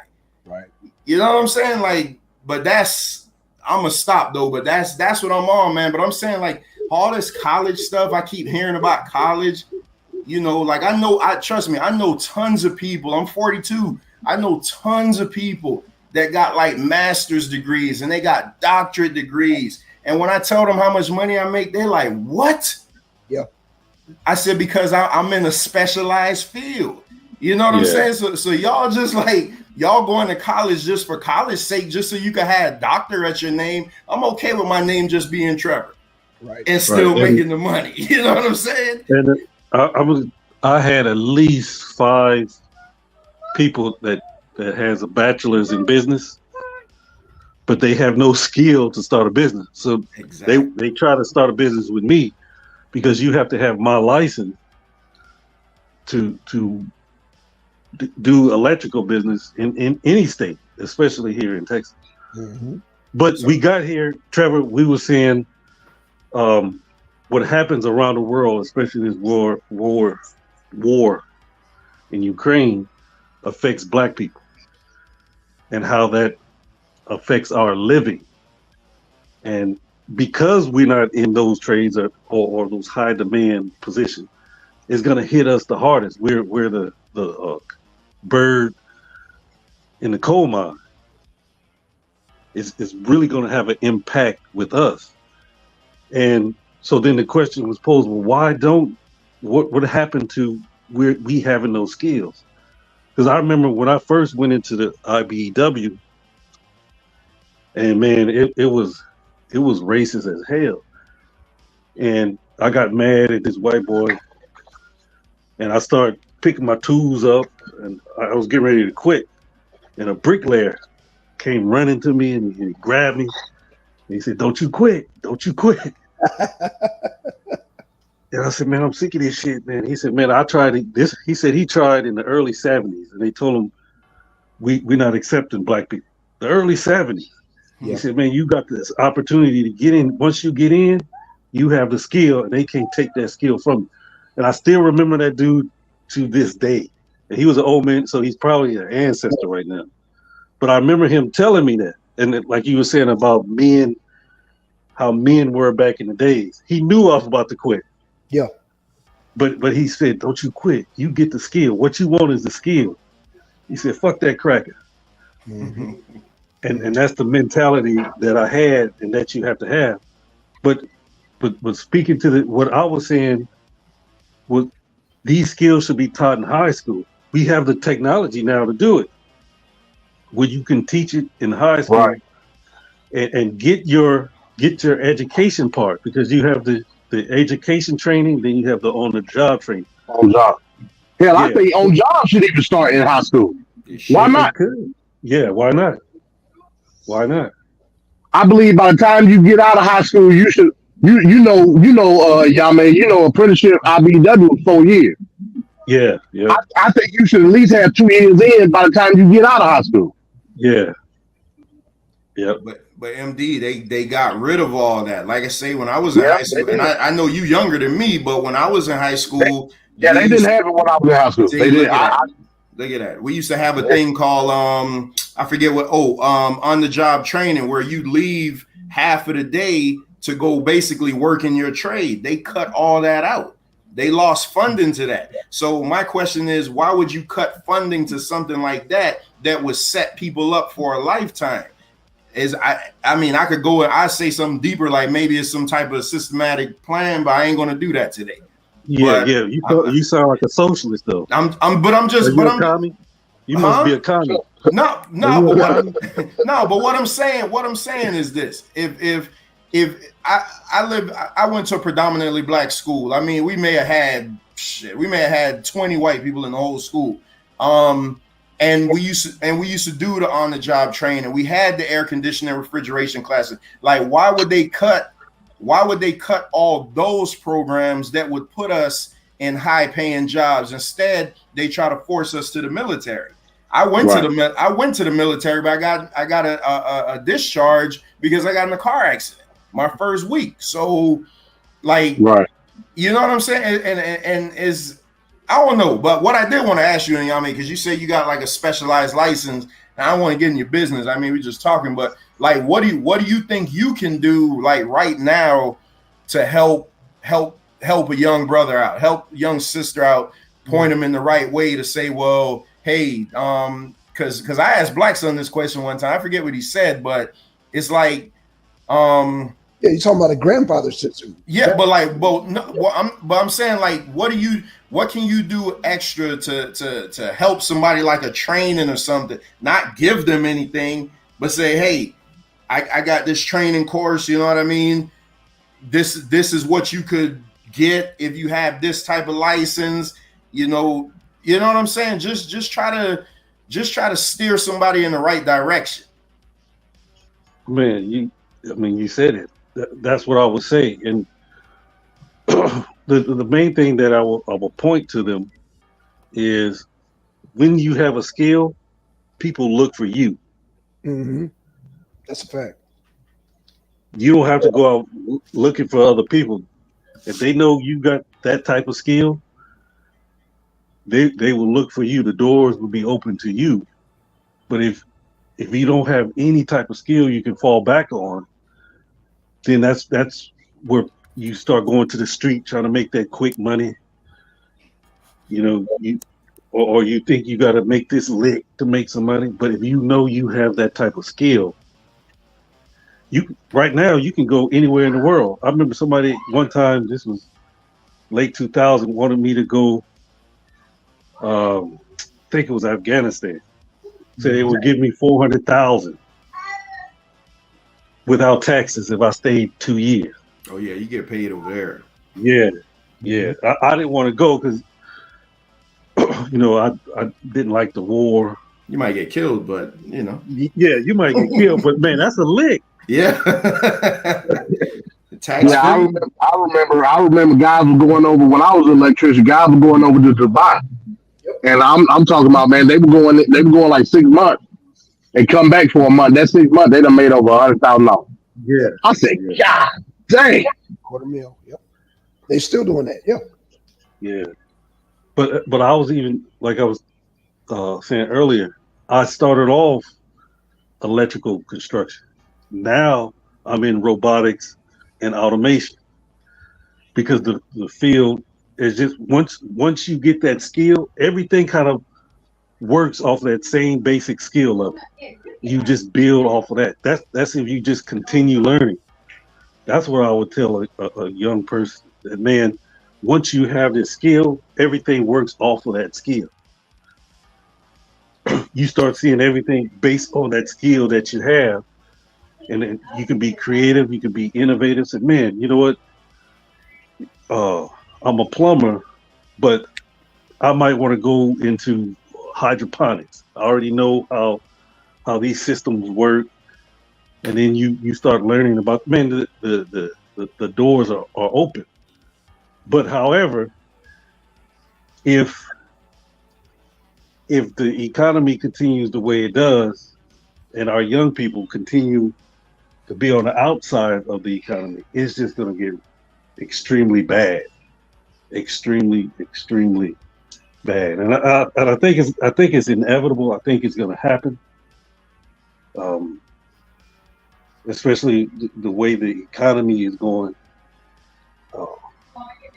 I'm at a point where I don't know what to do, how to stop it. I don't think we can stop it at this point. Well, what do you think about what Trevor said about the grandfathering system? You know, about the fathers training. I guess only so many people can do that. But I mean, what do you think about that as opposed to the trade? I mean, to me, we're in the midst of a revolution of a technological revolution, right? Computerization and automation revolution. That's what we're in. So you can have a great teacher in California teach 100 students throughout the world. You don't necessarily need them to be in the same area.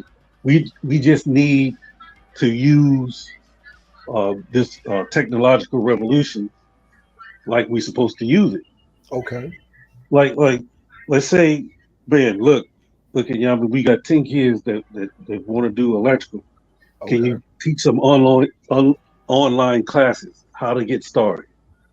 What's I would do that.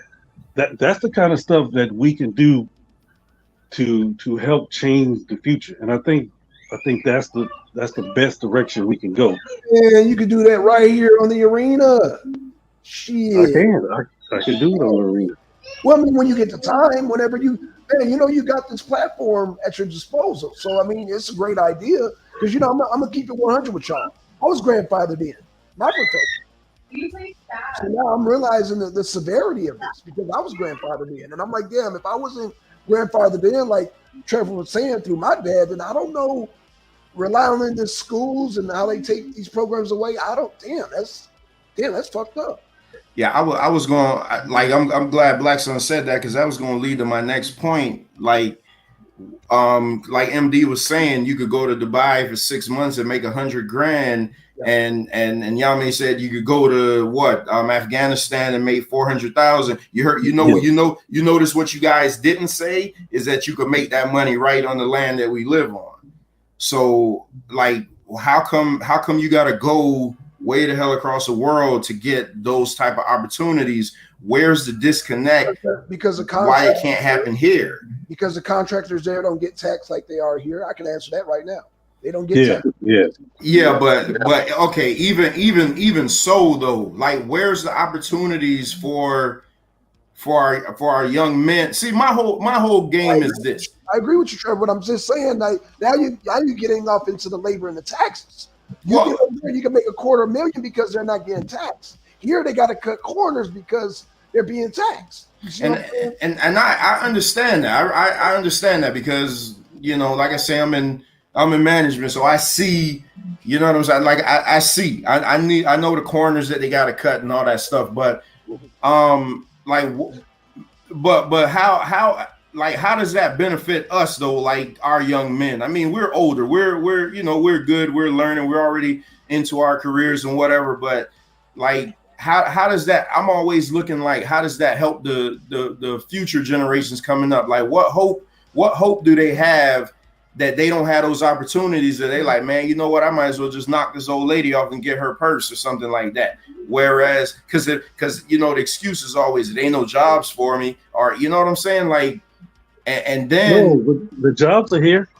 I mean, you're not gonna make that in a year, but The jobs are here.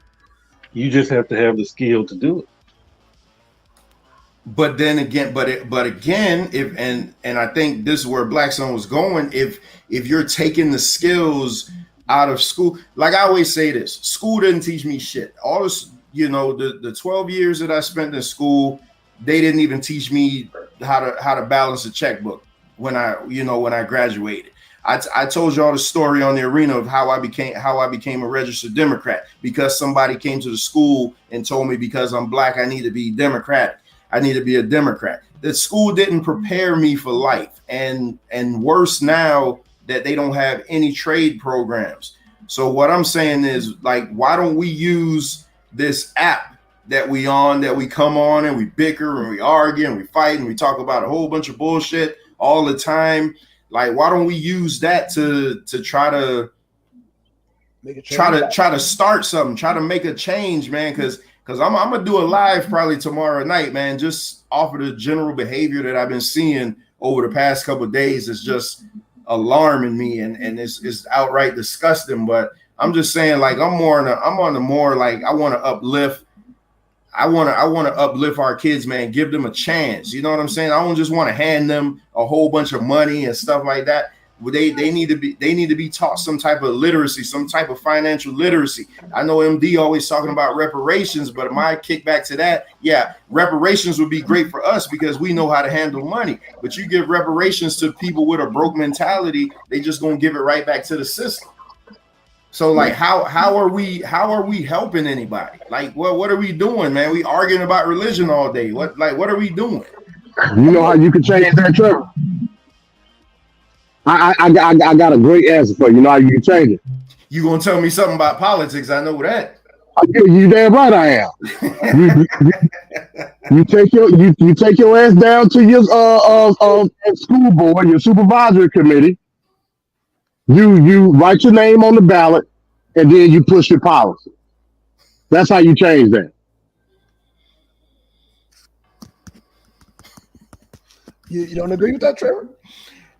I hear MD, man. I hear him. Oh no, he's making a good point because they're the ones that shut down the schools. They're the ones that cut the funding. So yeah, he's making a very valid point. I'm just saying, man. Yeah, your answer to everything can't be political, but I get it. I mean, that's everything, man. Everything. I mean, that's his bag. I get it. I know that's his bag. I get it. That's how America functions. That's how they shut down the schools. That's how they shut down the schools and subsidies right there through the politics. There's no way around the politics. Man, you guys got to check out this show with Robert Smith. He's the richest black man in America. He talks about Robert Smith or Bob Johnson. Robert Smith. Is it? Let me make sure. Let me make sure. I got the Bob Johnson is the richest black man in America. Should be Bob Johnson. So is his name Robert Johnson? It was okay. Yeah, Robert, Bob. Okay. Yeah. You're right. I had the last name wrong. But he talks about when he was in school, he was in an all-black school, and that's when busing came in. And they had 10 buses to go to these white schools. And see, all of this was planned. They burned 9 of the 10 buses. So the kids that were supposed to go on the other 9 buses didn't get to go. The one bus that took him and his friends, they went to this white school. He says most of his friends that went to that white school became millionaires. He says he's a multimillionaire because of that school. Everybody involved with that school end up being some big time person in some big time corporation. He was close to them. That's how he moved up, because he went to that white school. So it was a plan. They wanted to make sure that the education and the connections that you make, they're not in the inner city. They're not. Yeah. That's a fact. That's why you say, man, I ain't learned nothing from school. But the talent that was there, they made sure that they got a small percentage out of the school into the white school. Yeah, they still do that. Yeah, yeah. Yeah, they I still do know that to this day. I know a lady. She ended up quitting, but she was a like a savant, all A's, 4.0, top of the class, top SAT scores. So I think it was either Boeing or the other big time airplane company gave her an internship. Now she took psychology. And you say, well, man, why would Boeing hire a psychologist? They hired her to go into inner cities and look for the best students and then give them a psychological evaluation and say, this student has the mentality to work for Boeing. We're going to give her a full scholarship. Hmm. Hmm. Damn. This is the type of planning that they have. Yes. So they trained her to look for the type of students, minorities in these inner cities that will be able to work for Boeing. And because of her training, she was able to differentiate from which student would be good for Boeing and which wouldn't be. Until her conscience got to her and said, "Man, I'm participating Hmm. in alienating other black students who's just as qualified, but they wanted a certain type of demeanor, a certain type of background to prepare you for white corporate America. And we don't even know this stuff is happening, but it's happening. But And why? so what? Oh, Go go ahead. ahead. Go ahead. Oh, go ahead. No, I Yeah, was just saying, what happens in the inner cities when you don't have that type of education? You might be smart, but your school doesn't have that type of connection. So you're on the outskirts of society. You're alienated. but in Yami, I mean, being that they're a private corporation, they can't take in everybody, so they have a vetting system. So I would ask you, what I mean, doesn't a vetting system actually set the balance to say, okay, I want to get the best of the best, the most qualified? Is that? Is there something wrong I with that? want now to me. I'm not saying they were wrong. I'm saying look at how they invested into the future for Absolutely. their company. Right, and I think that's a good move, though. And I think that's a good move. It's a good vetting system. It's a good grooming system. It's a grooming system. That's what it is. Let's just keep it real. And my thing is that, okay, so let's just deal with numbers here. That corporation is not going to hire everybody. Right. That's all I'm Right. saying. So I'm saying why? How come we don't focus just like that company focus on our future? Like the brother Trevor was saying, he went to a predominantly black school, and they taught him shit. Right. So, damn. Oh man. Okay. So, Real quick, Blackson, you have to understand too. When you're dealing with, me, I went to a diversified high school, right? yeah. Where we had our own school district. We weren't tied to the county, nothing like that. A lot of subsidies that we got were different from what the county got. Right.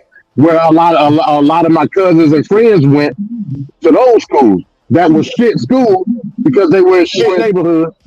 When you're dealing with shit neighborhoods, you're dealing with shit property taxes. When you're dealing with shit property taxes, you're dealing with shit subsidies. Facts. So you also have to take that in consideration. When I was in school, when I was in middle school, one day a week, we used to go to a private school that was, a few miles away. I was in like a enrichment program before I became a nigga, right? Right. So they used to bust us out. It was like 15 black kids. They bust us out, and we went to the private school. We wasn't even learning this shit at the private school. Right. We was doing shit like I think we was learning, but it wasn't a curriculum type learning experience. You know what I mean? We were doing shit like I don't know if y'all remember in school like the stock market game and we were doing like debate groups and shit like that. You know what I mean? Well, we basically just asking around. But because we were succeeding in our school and got placed in the enrichment program, we had to go to the private school for the enrichment program once a week. Whole different experience. Then I get to high school where it's more diversified. Then you got I remember when I was in school, like I said, we didn't have like the trade school and stuff. When I was in high school in the early 2000s, we had stuff like the AOL classes, like coding and stuff like that was becoming like predominant at that point. Right. So we had like the AOL classes where you could get a scholarship from, at that time it was America Online. You could get a scholarship from AOL to go to school for coding based off of your work in class. You know what I mean? Stuff like that. So you have to realize the areas in which we live dictate the education. That's why you got the school to prison pipeline. Facts. That's a direct effect. Yep. If your neighborhood is shit, chances are your education gonna be shit. Right. True. That's just what it is. So we have to get into the mindset where we get policy driven. That way we get the subsidies that we need, and it shouldn't have to be based off of property tax. That's bullshit. It's all policy driven. Right. And that's the point I was making, Blackson. They know how important it is to invest in the future. Right. For Boeing. Let's say it was Boeing. They know how important it is. Okay, we're gonna have minorities working here. We got to make sure they have the right mindset. Yeah. What about black communities? Right. We have to invest in those shitty schools. And if we don't have the capital to do so, then what are we going to do? How are we going to do? How you and me just are going to make that type of change? It has to be a huge investment. Right. It has to be a huge sacrifice. It has to be done. But just because again, we don't have the resources. So do we have, okay, so oh man, we got communities that band together politically to allocate funds towards their schools and their neighborhoods. So like, where do we start?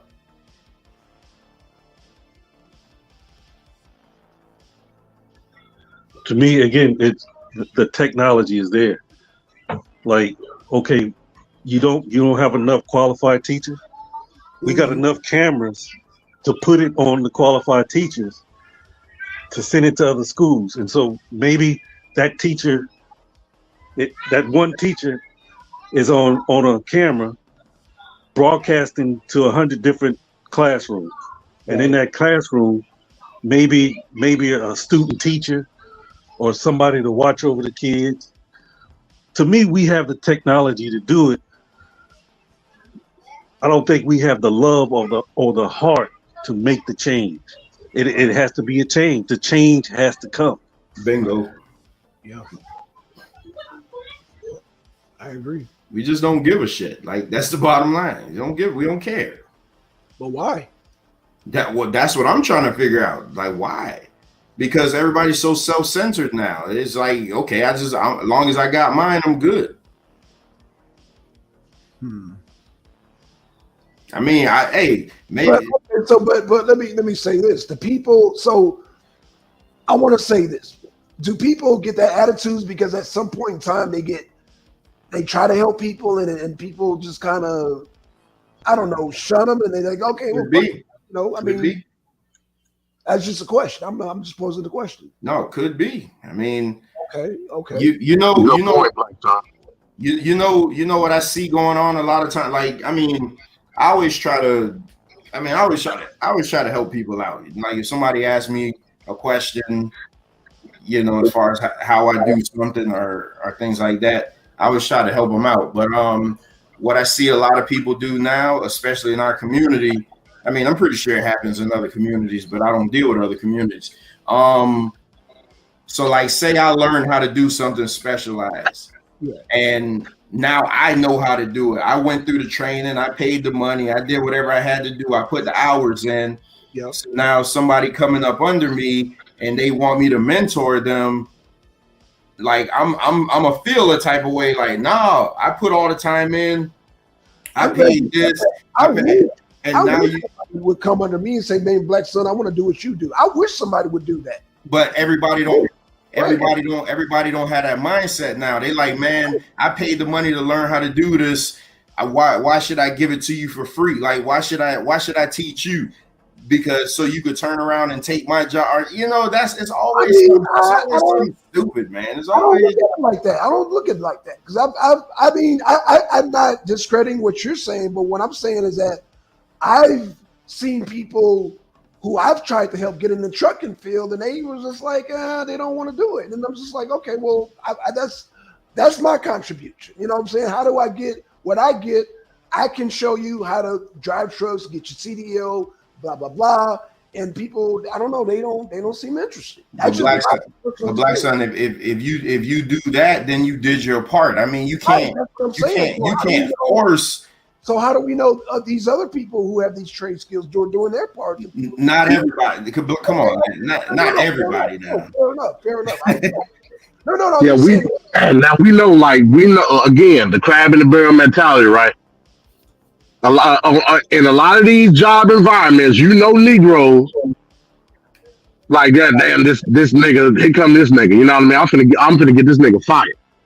It's a crab in the barrel mentality, man. Yeah. For whatever reason, and that goes back. The reason that we have this type of situation going on is because first is mental.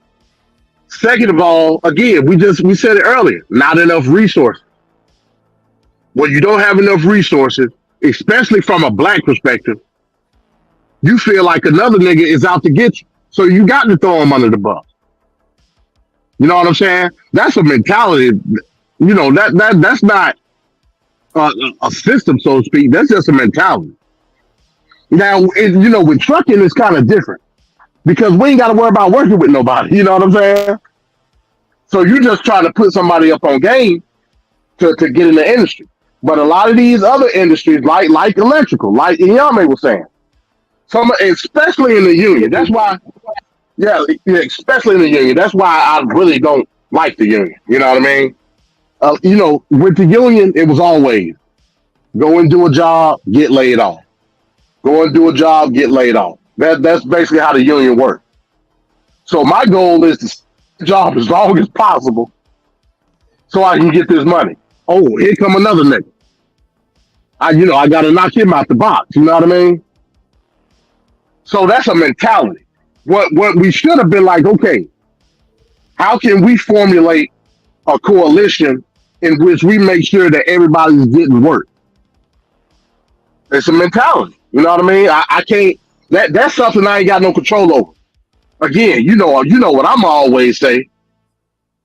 If the wealth gap was decreased, we wouldn't have that situation in the first place. But that's just me.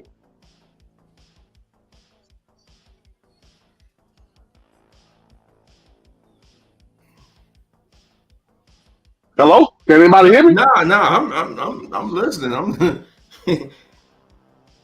I was looking at something else, but no, I hear you. I hear you again. But like you guys in the trucking field, my dad, he put my younger brother onto trucking. So now my younger brother was able to buy his first house. You know what I'm saying? He making real good money. He live up there in Georgia with you guys. You know what I'm saying? So, but again, my dad was there to foster that. I mean, I can always go back and say the fatherless homes, man, play a big a big role in the lack of ambition in a lot of these kids not wanting to do anything. And two, they're looking to their idols that they see on TV, and they're not looking to, like, you know, TV is a glamorous thing, so they only gonna show the people that's in entertainment and stuff like that. You'll never see a truck driver get highlighted, even if a young black man came from nothing and he bought a whole fleet of trucks. You'll never see that highlighted, because that's not sexy. That doesn't sell. That doesn't get clicks. But maybe if some young kid at home saw that, they'll be like, damn, I could do that, instead of chasing this pipe dream of wanting to be a rapper or, you know, a YouTube superstar and just like all that bullshit, man. There's so many things that play a role in why we are to where we are right now. And I mean, I be half messing with you, MD, on the politics thing, man. I know that's a big issue. I mean, I ain't crazy. I know that shit plays a major role in everything, especially the local politics, you know, bigger than the you know, the presidential shit. But we only a lot of us only turn out for the presidential shit because, again, it's glamorous. It's not the shit that's being talked about, because they could take a picture, they could take a selfie with their sticker that says I voted. You know what I'm saying? It's right. It's like all this shit is mental masturbation. That's what all this shit is. Like we've given up like really making shit happen and moving just for the next great selfie. And that's what it is, man. Niggas ain't really trying to make no real moves and make no real money. They just want to look like they are. That's all. Yeah, I agree, man. And again, like I said, we have to change our mental state when we look at how we move and shape within the realm of this thing called America, right? It can only be done from a local level. Once we do it from a local level, then we can do it from a state level. Once we do it from a state level, we can then do it from a federal level. That's, you know, like, some people may disagree with that, and that's cool.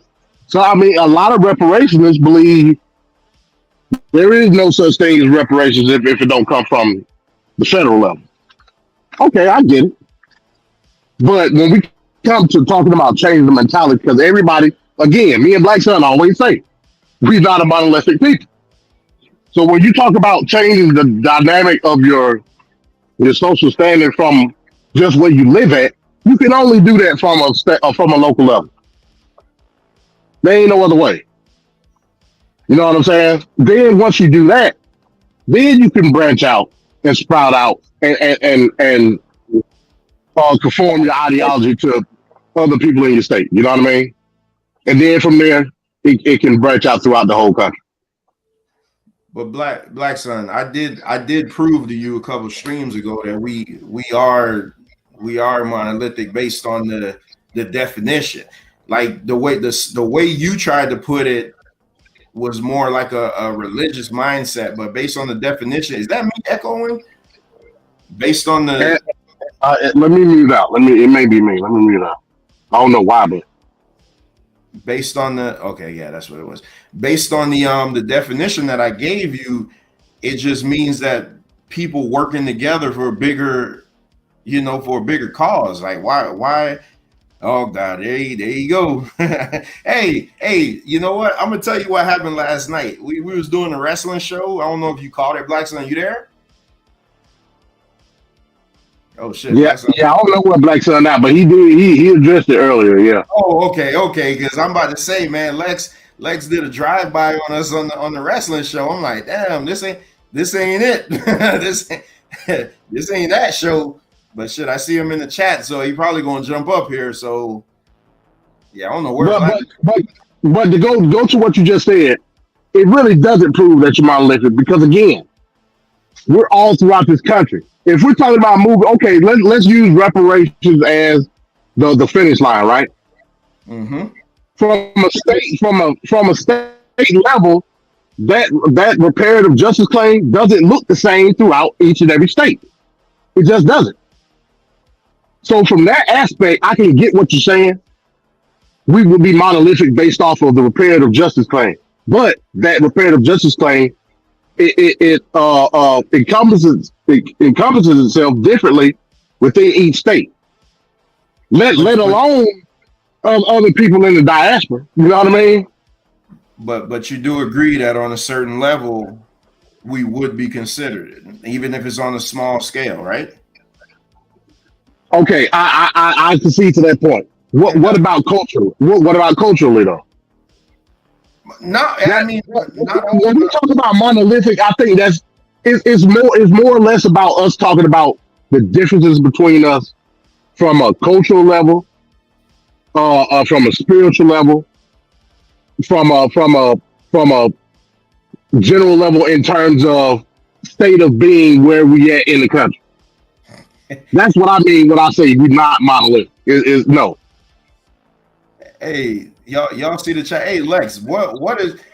And I'm asking for me. This ain't got nothing to do with Blackson because I'm not in y'all argument. Oh, there you go. What is a coon? What, like, y'all tell me what's a coon? I want to know what a coon and a sellout is. Like, what is that? Because I don't know what Blackson that. Because Blackson there. I hear these words being thrown out a lot, and I'm lost. I don't know what makes one a coon and what makes one a sellout. Well, all I can do is go off of the context in which we had the discussion the other night. So, and I'm still convinced you're not even sold on your own conception of what a black land is, because you can't take yourself out of the realm of capitalism by doing what you want to do. Period. If you want to call me a coon because I'm a capitalist, if you want to call me a coon because I think black folks need to nationalize themselves here in America, then like I don't know what to tell you, bro. You talking to me or Lex? No, I'm talking about Lex. I'm talking about Lex. Okay, because again, I'm trying to see where that whole conversation really started from, because it was so many different streams, and I'm like, damn. So I see a guy named Kofi. I don't even know who that is. He want to jump on tell you about the arena, the place to be. I don't know where Blackson is, so I don't know. Yeah, I don't know where he is. No, but yeah, that's the context. Like I said the other night, like we got into they was doing the whole religious thing. Like I don't, we was trying to get out of that. Then we started talking about black nationalism in the sense that we needed to create a quote unquote black land in which to govern ourselves. I'm like, hold on, wait a minute, govern ourselves? Like I could do that right here, right now. If we were in tune politically, that shouldn't be a problem. Like right here, you know what I'm saying? But and that's how I started. He said he's doing a coon check. All right, that's cool. Hey, where is Blackson though? For real? Where he? I don't know, man. I guess he stepped out. Yeah, I'm curious. I'm curious. I want to hear from Lex because I always, what I know of Lex is like he this teacher that teach a lot of stuff people don't really rock with a lot of times. But then when I seen him come over here, I'm like, oh shit, y'all got Lex over here? Let me see what it is. But it was just a bunch of yelling. It was just a bunch of yelling back and forth. Like you couldn't really. It's all good. It's all good. And like I said, I admire Lex to some extent, but just like I said at the beginning of the show, bro, if you trying to take what we accomplished in this country and delete it, nah, I ain't going for that, bro. I ain't going for that. You talk about STEM, like I said at the beginning of the show, you talk about STEM. I would go as far as to say I'll vote more values of STEM than you do, because you didn't understand what STEM was from the Harbinger, Booker T. Washington, like me and Yame were talking about, and how he looked at STEM in terms of giving us value in this country. So, I'm more STEM than you. I'm more dark side than you. So MD, what's the difference between what Lex talking about, like the whole Africa thing, versus what Angel Snupnup talking about with Mississippi Exodus? Well, the difference would be, and like I said again, me and Talik have differences of opinion when it comes to Operation Exodus Mississippi. Let me get that disclaimer. my invocation of Operation X in Mississippi would be taking control of the state in terms of Mississippi being almost a majority black state. It would only take, I believe the number is 8%. It would only take 8% of the people that live outside of Mississippi to come to Mississippi to make that a majority state. You have to have some type of similarities politically before you can jump anything off. We understand that. But once we get the values in terms of how we want to move politically, putting the people in power in Mississippi with the policies that we want on a political platform, and then putting in the policies we want, i.e. reparations, land reform, agricultural subsidy for us, stuff like that. Then from that point, we will then be in charge of individual industry in that state. Now, to my knowledge, Talik don't agree with that. He wants the state to be in charge of those industry. And I don't agree with that. That's socialism. I don't agree with that. He won't call it socialism, but I will. Yeah, I'm so in that so in essence is not a difference. The difference is Lex don't want nobody to have their own religion. Don't you know what I'm saying? He don't want nobody to have their own individual political rights. He don't want none of that shit. He want a hive mind. So you want like a monarchy or something? What? Well, no, he wants a hive mind where everybody's thinking the same, doing the same thing, saying the same. That's bullshit. I don't want. So what Blackson did was, why can't he ask him, why can't we do all that here? And I said it too. Why can't we do all this here in America? And that's when the coon word came out. See, I see Blackson's icon moving like he's trying to talk, but I don't hear him. Oh, can you hear me now? Oh, okay. Yeah, I can hear you now. Yeah. Okay. Yeah, I don't. Who said I'm lying? What am I lying about, Lex? Oh, Lex can jump on. He can jump on. That's what you said, brother. I'm just saying what you said.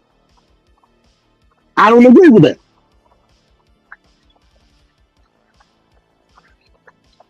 Oh, okay. So you're on now, I guess. No, he's on. Yeah, I want to hear it because, like I say, I came in bits and pieces, and like y'all basically was just arguing back and forth with each other. So nothing really got accomplished because you ain't never hear anybody's point. Oh, he left again. Oh, probably because he heard that echo. Right. We'll give him another chance. Yeah, you can come back on, Lex. Yeah, we want to hear what you got to say, bro. Because you lose that word "cool" around so loosely. Oh, so hey, am I echoing when I speak? Not when you speak, but it's like I'm. Well, I got my headphones on. I don't know why. Do you hear echo, Black? Peace to the people. Peace. You sound good. You sound good. Yeah. You kind of low, but yeah, we can make it out. Power to. All right, peace, Lex. What's happening? He breaking up. Damn. Yeah, he breaking up. Y'all hear me? Breaking up. Yeah, you breaking up a little bit. You sound like you're underwater. I might be in a bad area. Hold on, let me see. Can you hear me? Yeah, you good. Yeah, you sound good now. Yeah, could one of you brothers, y'all are black nationalists, right? I never said that. Yeah, not me. I'm just. Oh, okay. Well, okay then. Okay, but it's for you brothers, because one of y'all, do y'all have access to pull up the definition of nationalism? You got it, Blackson? Pull it up for him, Blackson. Share the screen for him. Because I'm tired of doing these definitions. Let's talk let's just talk man talk. Let's talk man talk.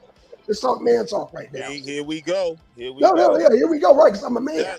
Someone talk man talk. Wait, hold on, real quick. Like, hey, Lex, real quick. I just want to ask you one question though, because I ain't. Every time I try to build with people and I bring something so simple, they always deflect and then mischaracterize and slander like this guy was just doing about me, saying that. And when I say, okay, let's pull up the definition of nationalism, why can't we just pull up that definition first and then move on from there? Well, okay. I just want to ask you one question though, and I'm gonna go. While he asking you the question, I'm gonna pull it up. All right. So, I don't really know what you stand on, Lex. Like I listen to you talk, and you know you cool with work. To me, if you don't know what I stand on, brother, hold on. I'm going somewhere though, and you cool with words and everything, but like, do you like is what you think that was righteous the way you cussed the sister out yesterday? And I ain't caping for her or anything. I'm just saying, if you a teacher, like, couldn't you have handled that a better way? No, brother. Okay, that's all I wanted to know. All right, because I'm going mute. A lot of people try to use that. I had nothing but respect for that sister for the longest time, and then people get disrespectful, and sometimes, sometimes I'm a mortal human being. Some people gonna get the energy they give out. But she came on here, and I talked to the sister. We built for 2 hours. Soon as Yenga came on, she started calling me clowns and bitches. All right, that's cool. That's cool. That's cool. It's all in the past. I got it in the chat for you. If you want to read that, go ahead. Okay, that's the definition right there. Oh, it's in the chat? Yeah. I don't see it yet. Go ahead, read it for the people. Identification with one. Oh, no, go ahead. Identification. No, go ahead. Talk about it. Identification with one's own nation and support for its interests, especially to the exclusion or detriment of the interests of other nations. Now stop, Trevor. No, stop. Hold up, Lex. Brother. No. Quick, real quick, Lex. What is your nationality? So hold on, listen. Hold on. Bro, you told me to pull up the definition. I just did. What's your nationality, bro? Now that you pulled it up and read it, I'd like to build on it, sir. All right, go ahead, man. Go ahead. One's own nation and interests, exclusive to the interests of others. You are not a nationalist if you're not seeking your own nation. What is your nationality, Lex? What is your nationality, Lex? So what I'm saying real quick.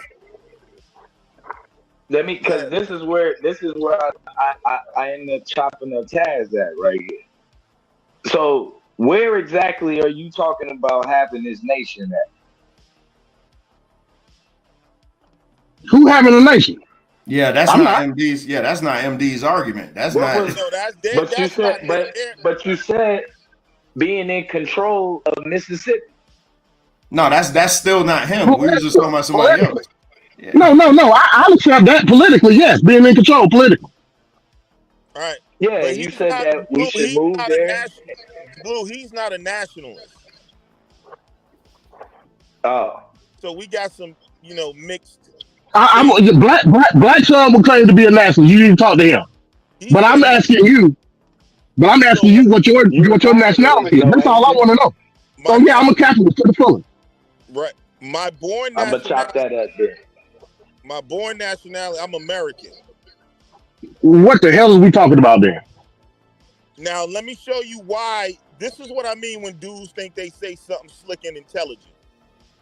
Just because I'm an American, but black nationalism is different. I'm an American on paper, but if it like you have other nationalists that are American, but when you say I'm a black nationalist, that means you're saying black is the nation that you want to build. That's why I asked you to read the definition. That's not true. Blackson asked you to read the definition again. Blackson asked you the other night what black means. No, but forget what Blackson asked me the other night. Read the definition again.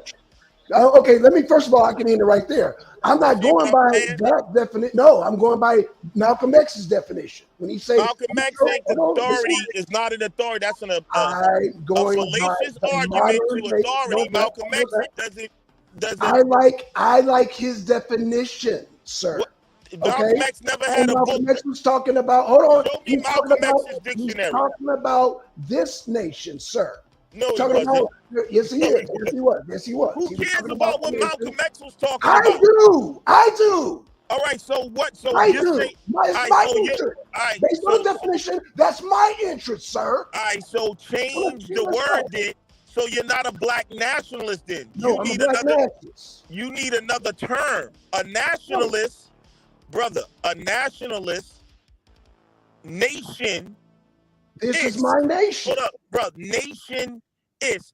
If you're an American trying to do something different from what America's doing, you're not a black nationalist. You're an American. Period. Every nation. No. This is what I'm saying. Every neighborhood. We were just talking about this earlier about resources, proper resources going into your neighborhoods. Okay, Malcolm X talked about that. Number one. So we're talking about resources. We're talking about politics, controlling the politics. This is simple. That's Those black are national. American resources, sir. I said American. What part? Retarded ass don't understand. All right, so then, America is my nation. All right, so Everything you're is not within America, the black portion, the black nation. No, that's not nationalism. That's not nationalism. That is. See According what to I'm Hey, saying, Trevor. y'all? And this is why these people out here Okay, so let me ask you. Okay, so let me He's ask not you. gonna let me talk. Hey, hold up real quick. Black. Hold up. Hey, Okay. Trevor. I feel like an Israelite. Hey, read that next definition. Read it again. Oh. What I'm saying, these people are Okay. confused and our Hey, people out hey, here. Trevor. This is the definition for the word black people. All Read right. that. No, not Did no you- black. We're talking about nationalism. Okay, and now an American person from America who is a member of a group of people who have dark skin and whole ancestry came from Africa. Thank you. So can we put those two definitions together? What would that mean? Black nationalists. Checkmate. That's checkmate, man. That's foolery.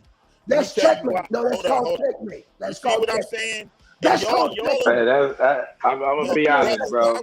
That's horrible. They won't even let me. That's called They're checkmate. so Y'all scared gotta of be me. stopped. Everybody's so scared of me. Bro. They told Bro. What you like to do is mentally masturbate and bulldoze people. You don't want to have a sensible now conversation. the Bro, hold on. Hold your horses. Let's have a conversation. That's what I'm asking you right now, okay? We're not gonna bulldog. We're gonna do a timing here, okay? So let me address what you're saying. According to the definition, it's cool when you want to manipulate the definition, but when MD just gave us a definition, oh, now you on some other shit. Blue, you're doing a 3-card money right now. You're doing a 3-card money. So What definition did he give? No, that was different. That's the Oxford dictionary. I'm not willing to expand what the term black means to other people because you know what a black person is. Where's that? You know what a nigga is. Y'all talked about that yesterday. Hold on. The word in question though is national. Read the definition again. Lex wanted to read it again. Read it again. You ready? It would be the person whose best interest is for their own nation. So goes back to black people, the Oxford definition. Why are we going to This black? is our own nation. We're second-class citizens. At this point, it wouldn't matter if you were the 4th class. That wouldn't take it to be your own nation. Let me say this, please. Huh? If I go to Russia, if I'm a Russian nationalist, I'm about what Russia's doing and the nation of Russia. If I go to Russia Correct. as a black nationalist, I have another agenda from Russia. You could be a black nationalist in Russia as long as your people descend from Russia. Facts. Do your people descend from Russia? Malcolm X was promoting being a black American. So why would I not be a Russian nationalist? The son would, and the other people that's black there would. And y'all can't be this slow, bro. Like, wow, this is what I'm saying. This is like, I can't believe Bro, it. you don't have the ability to define the term black. You don't. We already know what black means. They talked about that shit yesterday. All right, bro. Now, this is what I'm saying, though, bro. Listen to me close. If you want me to define the term black, I can do that. But now we're getting into a different subject in a deflection. And I told y'all, you can't look in the dictionary and define black for black people. All right? Yeah, you have to look at it from a social level. Just let me know when I can finish, brother. Go ahead, bro. Go ahead, man. Go ahead. Black is something that's defined by black people's social, political condition. Okay, everybody that's really black knows what black is. And when we talk about black people, if you want to get into genetics, that's a whole different conversation. It's a socio-political term applied to descendants of slaves in America who went through whatever they had to go to even get to the point they're here. Because there's people with dark skin all across the nation, all across the earth. I So when agree. people say black, we know that they're talking about the dark-skinned people in the United States of America. Now, you can't get no more simple than that. Y'all, this is what I'm saying. Y'all be trying to I agree with everything you just said. Hold on. All right, okay, Lex, so hold on. now you see? Lex, I'm going to switch gears, brother. I'm going to switch gears on you because I'm going to get right down to the nitty-gritty here. What gives you the authority to teach anybody, especially a person like me? What do you have that I want? Now we're getting personal. No, yeah, exactly. We're getting personal, right? What Because gives you you don't the have. authority? No, let's stick to the conversation, bro. No, what the fuck gives you the authority to goddamn come on here like the Grand Poobah? What do you have to offer, bro? Straight up. Okay, well, if you can't take the conversation, what do you have to? You know what? You don't have a goddamn thing, man. Fuck you, nigga. Shit, I ain't got time for that goddamn corn. Damn, Blackson, man. Man, fuck him. Shit. Because I got time. I was running them down. I know, bro. Sorry about that. We can run Blue down. He's down with that bullshit. Shit. All right, peace, Blue. What you got to say, peace? Black nationalism, in its true definition, in America, is impossible. So define what it is first. At least without chaos. We could have it, but you're not gonna get it without anarchy. So we can't do it through policy. What it sounded like was being described was a commonwealth. Like that, and that's different. Like a commonwealth is like the state of Pennsylvania, shit like that, where none of their laws or anything contradicts what goes on with the rest of the nation, but yet they're considered their own entity. So, well, I mean that's the state spirit. Mm-hmm. But this is what I want to know: how is black people being the majority of a state and then paying reparations? Who's paying the reparations in the state that we're the majority? Well, would it be a state funded? It'll be restitution under the state. And where does the state get money? Because the state doesn't have money by itself. Where does the state get money from? Why don't they have money by themselves? Because a state isn't anything by itself. Yeah, the state is only there to serve the people. The states have funds that they allocate through the county. From where? Where does it come from? From industry. Mississippi is an agricultural state. Bro, the money comes from the people. That's what your taxes is for. Taxes is to pay the nation, the government. You don't have the government. That's not all the funds, but it's part of it. No, I'm saying that's some of the funds. Yes, you're correct, but that's not all of it. Yeah, a state doesn't have money. A government doesn't have money. The people have the money. That's why they charge you a tax. So again, through subsidies, right? Through private industries in Mississippi, they create the tax income that funds, right? Then you got state tax, which we pay. So you have private industry plus state tax. That's where you get your state funds from.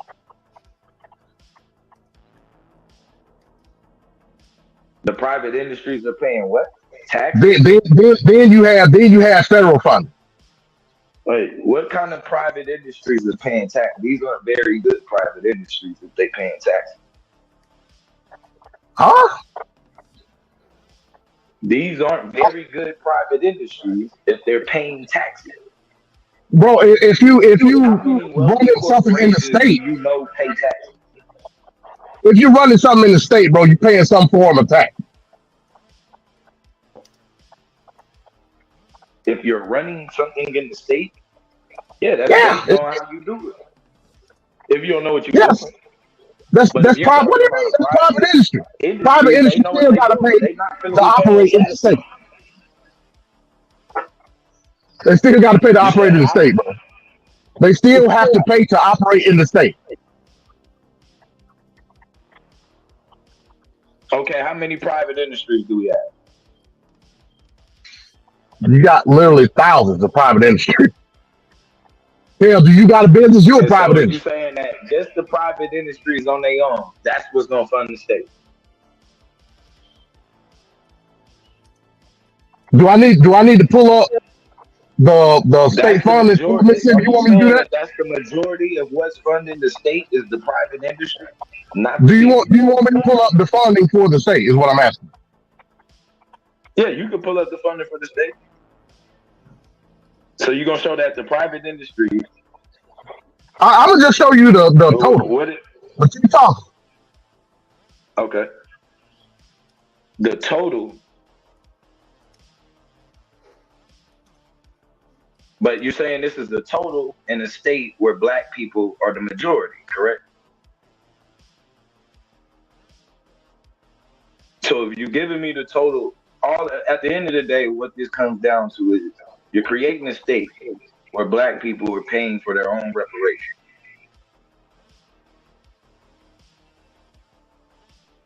You want to look at it like that from the taxation standpoint, Yeah, where is the money gonna come from? bro? Either way it go, either way it slices, you still paying taxes. Another Yeah, point of you're paying restitution. taxes, Hold on, wait a minute. Another but point not of but you're restitution but is hold on, being you're paying taxes, but that's a difference from me paying taxes and then me paying taxes and you calling it reparation. well. Hold on, but another point of restitution is being tax free as a people. But that's policy driven. That ain't got the shit to do with the reparations in itself. That's policy driven. You have to create the policy in order to derive the directive. You know what I mean?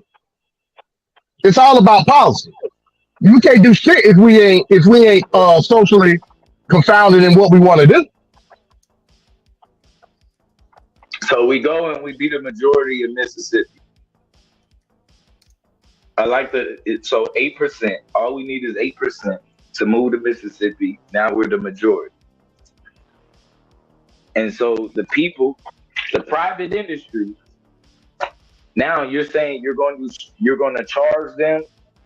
They're going to have to pay reparations to operate in the state. Well, the state is paying reparation. Once you pay the taxes, it's not your money no more. It's the state money. Right. And so the state will take the funds and turn those funds into reparations for black people. Correct. Is this where how many black people only black people in the state of Mississippi get the reparations?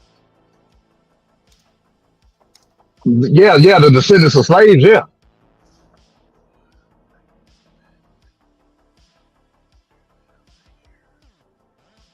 The descendants of slaves. Okay. How do people prove that? Bro, you can't prove your lineage? Because I can.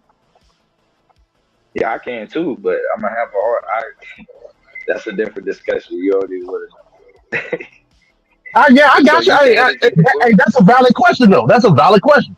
That's why Yeah. you reform the Freedmen's Bureau Act 1 and Act 2 to bring all that stuff back. You would have genealogy access for these people.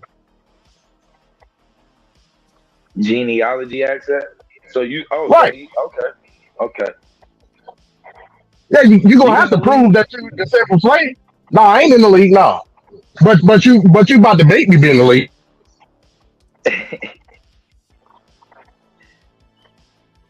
You might as well join the league, man. So again, I see where you're trying to drive it. You you try to drive me to the point by me saying we gonna be paying our own money back. And I'm not gonna do that because who am I? I'm a capitalist. I understand that once I derive these taxes, those taxes are now state funded. I don't have no choice but to look at it like that. The same way with federal. Federal will be federally funded.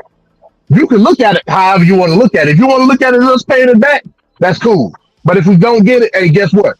Your ass still paying them taxes every week after W-2. Yeah, but I'm trying to figure out the taxes that we paying because in order for you to add, like, you can't just okay. So the state of Mississippi is already gonna have a budget, right? Yeah, they already have a budget right now. Talking about the state, yeah, they always making budget cuts. So when we talk about Black people's reparations, you're gonna have to make a budget cut. How do we? What exactly does Black people's reparation replace? And the fact that Black people are paying the taxes on it, which is because they're the majority, so they're gonna be paying the majority of their own reparations. Well, I would have to look at the physical budget to know that. I don't know what the fiscal budget for Mississippi is. I would have to physically look at it and see what's getting paid for me to answer that question. Well, we So know I can't give you the answer right ain't getting paid. We can check that off. So the Who teachers ain't getting getting paid? paid. So now Black people got control of the state, education, or pay for our own reparation. What you mean by that? Educate. So you saying This is the budget. automatically education? So you saying automatically education gonna get dropped from funding because of this? That's what you're saying, You right? see it, it's dropped now for funding. Well, but that's not a At policy one point that's in been. time, at one point in time we had two teachers in the classroom with two teachers aides. Then we went down to two teachers and one teacher's aide. Then it went down to two teachers. Now they don't have any teachers aides, and it's one teacher to like 50 kids. Half of the class don't speak English. The other half don't really. Got other shit going on at home. So, and we see it on the constant. So the moment that Black people get control, and you see one issue that you see is in education, and the funding that got cut in education affects Black people the most. Do you choose education? Do we put that money back into education, or do we add another budget cut so Black people can pay for their own reparations? Whose choice is it to drop education from the budget fund? Whose choice? What policies are determining that education is being dropped? The money is what's determining that. The budget. No, Fuck out of here. The no. budget. That's how So how you're can you gonna have so medical. You're no? gonna I'm saying have how can you equate that? yeah. How can you equate that? Basically, what you're saying is on the list, you got a list on the budget, and because education is on the bottom, they just cross it off. That's bullshit. No, we've seen them do that. I understand we saw them do I'm it, but saying what I'm like asking when you, Black man, people get into place, you got an opportunity to actually. You saying that we would be the majority in this state. In this state, I'm saying instead of paying for our own reparations, I don't see how that helps. I'm saying, well, if we got control over the budget, why not put the money that's been taken out of the school or education and put that back into education? so here's the thing. What happened to the screen? Oh, I don't know if you still hear me or not. So here's the thing. Yeah, I can. I don't know if you understand my concept of what. See, I'm an individualist. It's a subset of capitalism. Once you get your reparation, I don't give a damn what you do with it. That's not my issue at that point. See, like I say, I'm not a Black black people are nationalist. paying for it. It's not reparations. The point of Bro, reparations you went is back for the to that. people who put you in the situation to pay for it. You saying that it's going to be the state is going to pay out reparations. The state doesn't have money. This is a state that is the majority black people. That means that the state is going to have to add a new tax. You add more taxes to poor black people because we know the poor people is who's going to pay the most. So you're saying poor people is going to be paying for their own reparations? No, bro. Again, like I said, you will actually be a benefit because these people, I only say 8%, right? I'm willing Yeah. to bet this 8% of these people moving back to Mississippi is gonna probably gonna see 20 to 30% tax cut just for moving to Mississippi alone. While people are paying upwards of 25 to 35% on tax increases where Now, they live how at does now. that help the Places like state? Georgia. What do you mean? How does that But help the wait, state? how would that help a tax cut? How would a tax cut No, help the I mean state the tax in cut in which the terms of state is what they trying to were pay paying previously. reparations to the people? Again, bro, like I But told the you, state is you can supposed to be slice it. paying reparations. You can slice it however you want to. Once that state tax becomes a part of the fund of the state, it's the state's money. You can slice it however you want, but that money is going to But revert you back just to you. turned it into, but you just added a tax cut. So I'm trying to figure out how we No, even no, get no, there. no, no. Stop, Now stop. you When I saying said tax cut, the people I meant paying gonna get a 35% tax cut. So now we no. talking about the majority. Listen to Now what I'm I saying, really though, need Blue. to I know mean, where's the state getting this no, money. I'm saying 25 to 35% based off of where they previously lived, where the taxes are higher. We talk about bullshit ass Mississippi. The taxes are not that good. What I mean, 25 to 35% based off of where they were living. Alabama, Georgia, Tennessee, Right. where they were paying higher But taxes. They're paying not going lesser to be paying that taxes, much taxes there. but when you describe paying lesser taxes, that's going to be more of a hindrance to the state, especially if you're talking about the state paying reparations, then it will be helpful. So that hurts the Well, people even more. again, like I said, there will be budget cuts in the spending. I'm not saying it won't. Why that has to come from education, I don't know. That's something you said. But I understand there will be a cut in the physical budget. Moreover, I don't understand how we're hindering Mississippi by adding more people in the state that are paying taxes. I mean, that's just math at that point. More people mean more money. Again, you keep reverting it back to us paying it back. Once that money becomes taxable, it's state funding. I don't care how you slice it. It will always be state funded. Even if you don't get reparations, it's still state funded. You have to spend it. Moreover, we're talking about a policy driven platform. Reparations is the end goal. What about the policies that are going to be put forth when we get these people in power that have the same platform as we do? You ain't even thinking about that. You just talking about the reparations. Yeah, If because my I'm trying to figure out if we're how more does that focused, get started? Because I'm trying to figure out how is it reparations and when black people are paying and they're the ones who's supposed to be getting the reparation. Now I would say that that's just a black tax. so Now if basically, you want to so say we'll go to Mississippi and have a black tax, okay, that's a different conversation. But what's if the you difference? saying we're gonna go to Mississippi and the state, what's the difference? Yeah, We ain't paying. You can pay for your own reparations. so what month? So the black tax, what is that going to fund? Black people. How? I guess it would. You can add something. Now, this would be an idea. You can add something to the budget and figure out something like after school programs or something like that. I don't know. So okay, so you keep going back to education. So I'm to the assumption that you believe if we were able to take control politically of a state and have like minds on a social platform, education should be the main focus on creating policies in that state. Am I right or am I wrong? I'm saying that should be before you start talking about black people paying for their own reparations.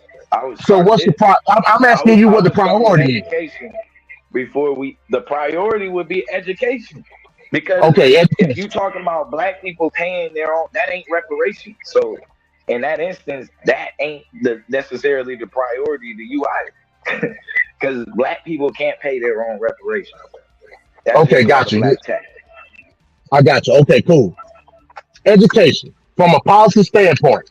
Education in Mississippi will do what for black people? Education in Mississippi, I think it would. I mean, y'all was just talking a second ago about learning different skills and stuff. Especially, this is now when you talk about the funding. Now you can have the funding to actually put certain programs. Maybe you could pay an electrician to come in once a week and teach that class. Okay, got you. That's a great point. Now let me ask you this: will putting that education priority on that policy, will that close the wealth gap in Mississippi? No, there's no way to close. No, hold on. The So what are wealth we gap talking is about here? nation. The wealth gap is nationwide. There's no way to close the wealth gap.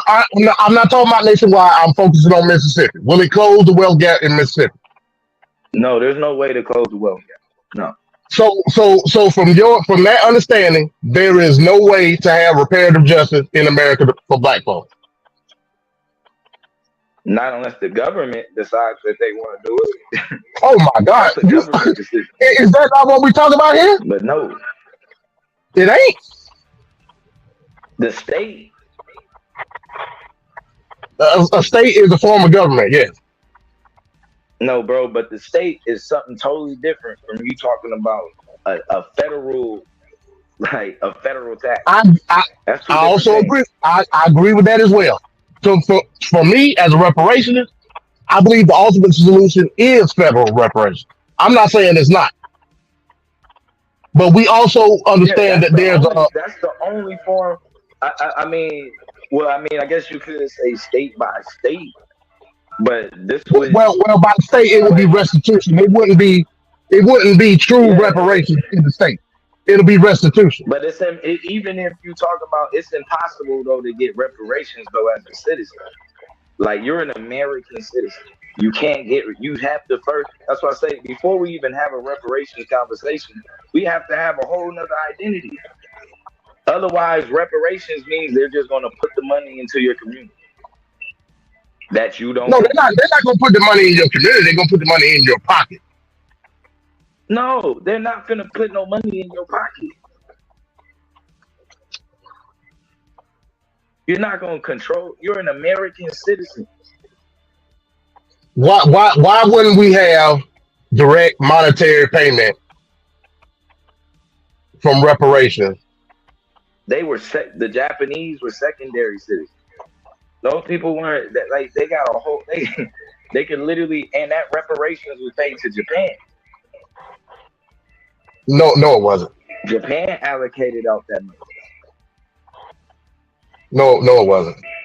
Reagan instituted that act, and it was direct payments to the internment prisoners and their direct descendants. Direct meaning to their spouses or their first of kin or their son. That was direct monetary payment. I can pull it up if you want me to. But it's still a totally different scenario. Like you don't in what way? There was a whole apology. They didn't just pay them reparations. They literally paid reparations to Japan too.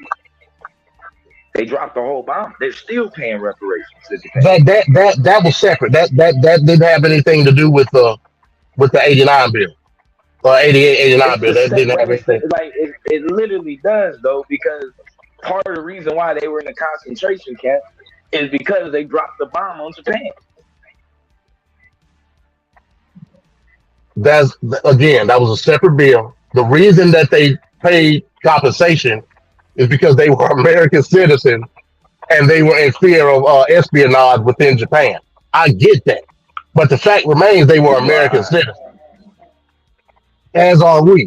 But you can't separate. It's a difference though between us and them, bro. We ain't in the same predicament as the Japanese.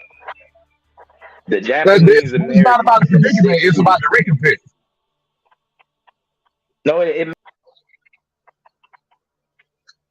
what happened? Hello? Yeah, Blue, come on, come back on. Yeah, man, come back on, When Blue. you fell off. Yeah, y'all was building. That's I'm just sitting here listening. Yeah, exactly. And that was Bro, Blue try to circle me around the wagon, man. You're not gonna be able to do it. Yeah, No Blue. matter if it's local, state, or federal, it's all gonna be tax based in the budget. With your logic, we paying for everything on our own. With your logic, you ain't gonna be able to do it. Blue's back. All right, continue on. Blue. I'm gonna go get some liquor. I'll be right back. I'm listening though.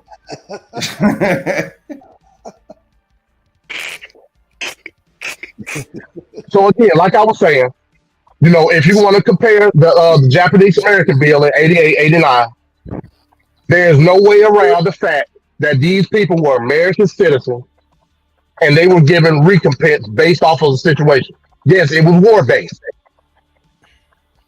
Hell, our situation is war based off of Freedom Bureau Act 1 and 2. The Department of War is the one who wrote it up.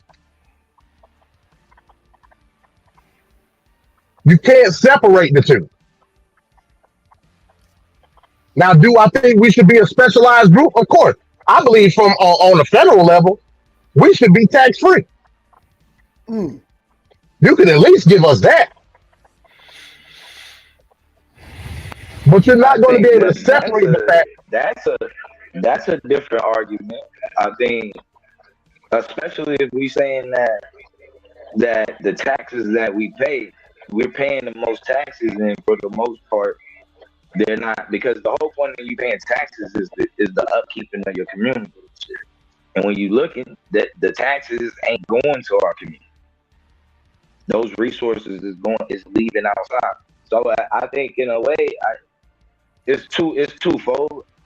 To me, I think in general, I don't think that going against, I don't think that not having taxes is a good thing overall. I mean, that's just me personally. Especially if we're talking about having a government or a state or anything like that. Governments and states don't get money from many, like out of the blue. It comes to, that's the whole point of taxes. And so I definitely, that's one. It just depends on what, on the predicament. I would say whether we should, Black people should go without taxes. Cause I think one thing that may help if we do get more, if Black people are taxed more. I think if the churches is taxed inside of the community, I think that may help out a whole lot. Yeah, I agree to a certain extent because it'll force it'll force it'll force a money trail on the church. I agree with that. But but like I said, I love to have this conversation with you, like on a source based level. I would love to do it. So if Lee join the league is gonna be the ultimate solution to do that, I ain't got no problem with it. Yeah, because we got to look at this thing from a possible level, a policy level. And I got, presentations, bro. Already, and I'll visit them on my channel or whatnot, or over here. But yeah, I'll definitely show, because right now, rightfully, they already giving reparations. They already started doing that, like a year and a half or 2 years ago. It's just what they're doing though is that they're funding our community. And all that is regentrification. And basically, they getting ready to raise the prices in some places that we were already comfortable at, and now we won't be able to afford to live in those places. So it's a double-edged sword. I think that's why I think the easiest way the only really way for us to really dictate, because as an American citizen, it's a way to how shit goes. And when you look at how, I think it is, I mean, I hate to say it, but other people have a different voice from us. And it's just, that's a part of the Black experience in a way. You know what I'm saying? So how we don't have a seat at the table. I think if we talking about reparations, we need a seat at the table. I think that's why I promote Liberia, because I believe that Liberia being the only black nation, where the only way you can be a Liberian is you got to be a citizen you got to be a descendant of the slave. I think that's because in all actuality, Liberians owe reparations too. You know what I'm saying? Those listen, are let me ask a American question. And I don't want to get too deep in that one because I just jumped on and I see that this conversation is deep. There's some questions, some things that Blue raised that, man, I would love to see y'all get into debate league and debate that out, because some things I'm kind of leaning towards what Blue is saying. And MD, I would have a question for you. I don't know how you can demand reparations and be an individualist. So you would have to explain that to me. But I would ask this of Blue. Blue, so you say Liberia, though. What would stop Liberia if we all migrated over there for being another Haiti's? Haiti's was the first free black republic. The first free nation of enslaved people shook the shackles off of themselves. And we see the sanctions slapped on them then and continuously being placed on them now. In fact, I believe it maybe within the last, 4 or 5 years, they just finished repaying France reparations for their own liberation. Yep. So how would you stop the international world from targeting Liberia and slapping sanctions on Liberia if you were advocating repatriation and reparations through the process of repatriation? I think that, to me, when you come with the same, that depends on how you choose to participate. And so I think in that instance, to me, I don't think that could be an individual, you know what I'm saying, like a single nation issue. And I think that's where a lot of times, that's how capitalism is always able to make the argument. Well, socialism, doesn't work because they're able to basically cut you off from the rest of the world. And so it's like, I think in that instance, this is where we have to now begin. Like, I think that's a part of, when we talk about revolutionary suicide, like the detachment from some of the infrastructure and shit like that we agree. Because I think that attachment is what hurts. I agree. Mm-hmm. But according to a lot of your philosophy, and when we look at those things, we look at third world Africa, for instance, and I think someone was bringing that up. Africa, in order to avoid these international blockades and international sanctions, have gotten bid with, guess what, Islamic countries. The very, the very things that you guys say that you're getting. So how would you? Okay, you're not fucking with imperialist capitalist country. But you guys don't fuck with so-called religious democracies or these religious countries. So what I'm asking in this nation that you're saying reparations comes through repatriation, how are you inoculating yourself? How are you protecting yourself not just nationally from the tribalism and the warlordism and the things that we're going to have to establish over there, but how are you making a mark internationally? What international policy are you putting in place that saves you from what Haiti's is going through? So I think when you when you having this discussion, you can't separate. This becomes a global north versus what they call the global south. And so even though you might see certain countries that may not have the sanctions on them, what you'll see is, especially in a lot of these Arab countries and in the countries, period, they flood them with financial aid. And so in order to pay back what they see, that in the game is called financial aid, but really it's almost like investment in which they're going to get way more than what they pour into the country. Mm-hmm.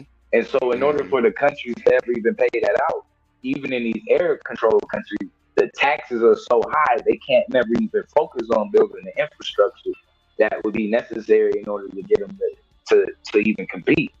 And so to me, either way, it's the same. It's the same game, because to get either protection from either one of them, you have to give up your raw material resources of the land. So basically, you're saying that that either way, whether you go the capitalist way or the Islamic Democrat or the socialist way, it's the same shit, right?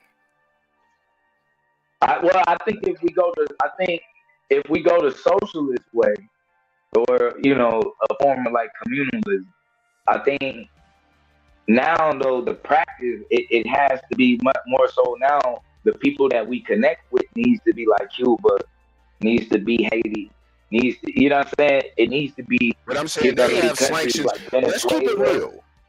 Let's keep it real. A Right. third world nation, if it was that simple, all the third world nations would have united against the superpowers. You're going to need, if we're talking international, we're talking real to our listeners, you're going to need one of them superpowers backing you. You're going to, so But my why is that question though, is, Nate? that's what I'm Well, asking. why is That's what that I'm, though? see, but here it is. Here It's it all is. because of Because of the industry, It though, war. is. Nate. It is. Industry, No. industry. Hold on. Be patient. I want Blue to answer because Blue is proposing this theory, and I want him to answer how he's going to get around this conundrum.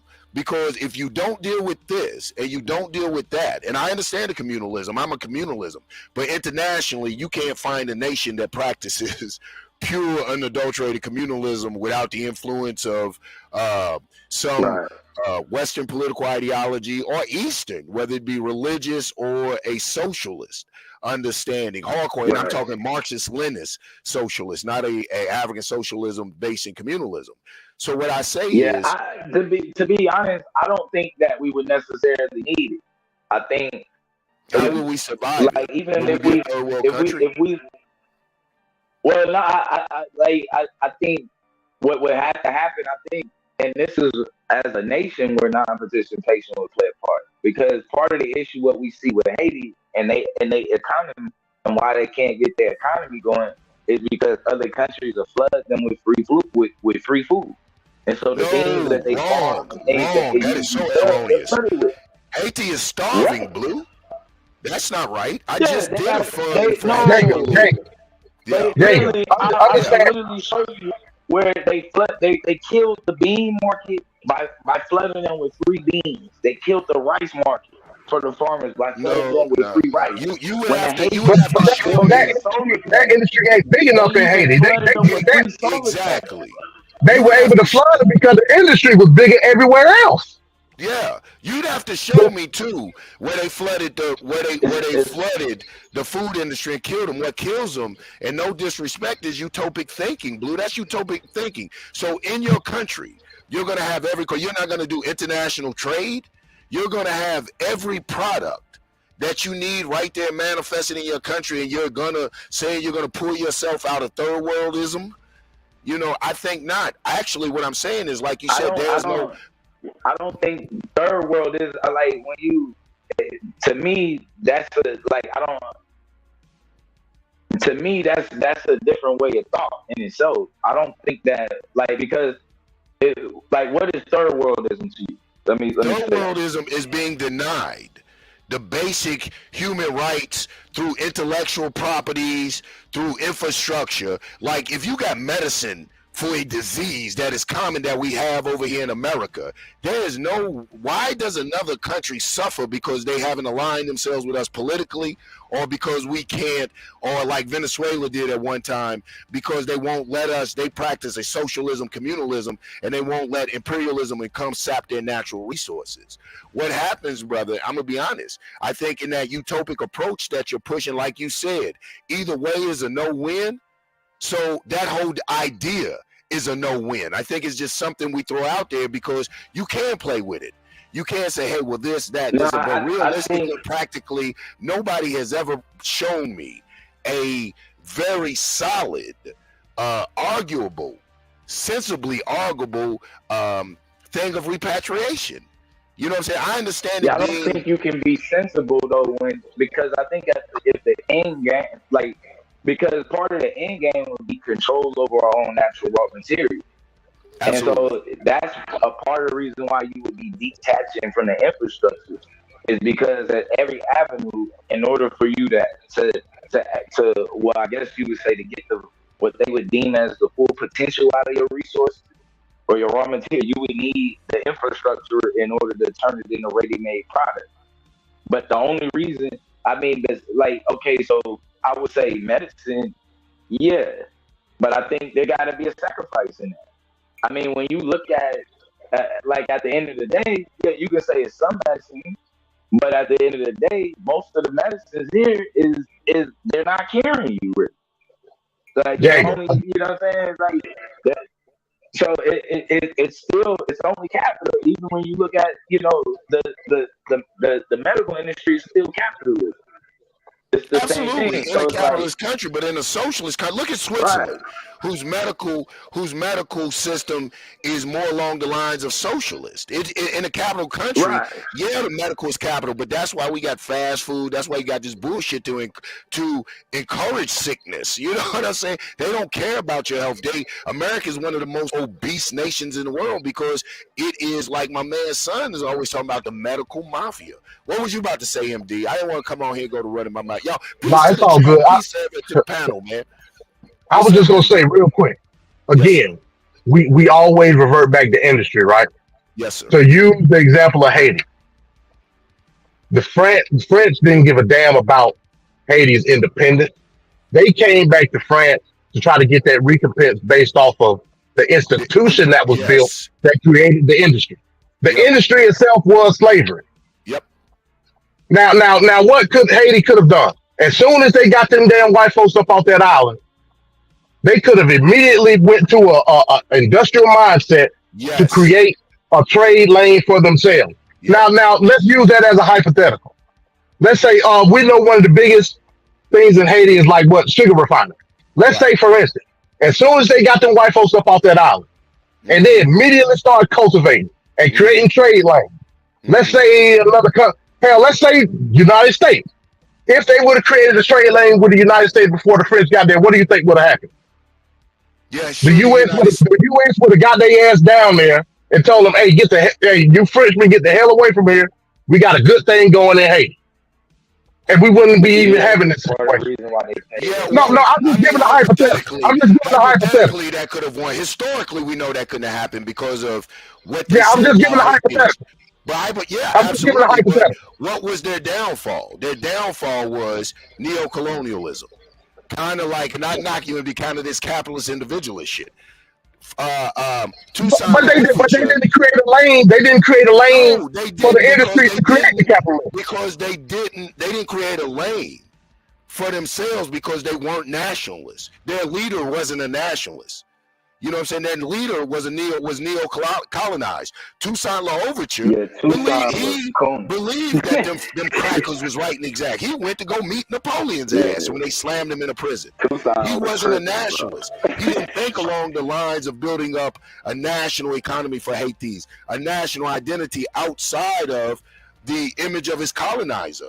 I love Toussaint Louverture. He's an Egun, he's an ancestor, but the Negro was neo-colonized. I mean, it just is. Read his writings, we look at it, and I think, in my opinion, of course, and if we have any historians out there, jump on. But I think that lack of nationalism, that neo-colonialism that was in them, that still holding the French to a certain standard and believing that they possessed a certain station in the universe, ultimately led to his demise because he trusted Napoleon's word to go in there and hold a palaver, a parlay, like equals, and at the end of the day, he was a nigga. That's what I believe. Gotcha. But I agree with you. I agree if they was on a nationalist mindset like you're talking about and practice a communalism, and this is why the black nationalist has evolved to a self-determinist. The phases have changed. At one point in time in the path of black nationalism, reparation was a big thing. We look at, like, I'm a Garveyite, not in the UNIA, but I'm a Garveyite. So we look at reparations. And then as that began to progress, we looked at strong black nationalism. And so we saw land grabs in the U.S. manifested in the likes of the provisional government of the Republic of New Africa, which was about the land, the land, the land. So we saw separation within the U.S. We see that hasn't come to fruition. So now black power, black nationalism has evolved to self-determination, which says we must take every and anything into consideration for the advancement of us as a people and still maintain the things that will advance us. So yeah, we're in a capitalist country. We have to we're forcibly have to participate in capitalism. So how do we do that advantageous to black people? So we have the likes of Claude Anderson and what's the brother that wrote Blueprint to Black Power? Blue jumped Amos out. Wilson. Amos Wilson, right. We have these refined minds and these new minds that are addressing the dilemma of black Africans here in America and our position and our position as opposed to the new type of opposition and obstacles and shit that now we face that could quite possibly be hindrances to our advancement. So, yeah, I agree with you. Hypothetically, to go back to Hades, had Hades, to me, in my opinion, of course, embraced a black nationalist understanding, a stronger communist understanding, that of not individualism, but independence, I think that they would have looked at their international economic problem differently and not just try to think, okay, we're this new nation and these white boys of nations are just going to accept us. You know, I would have loved to see us thinking and shit. We start fucking with Jamaica and the Caribbean, other people, and even do what Cuba did. Shouts out to Cuba. Start to Cuba's main export after the revolution was revolution.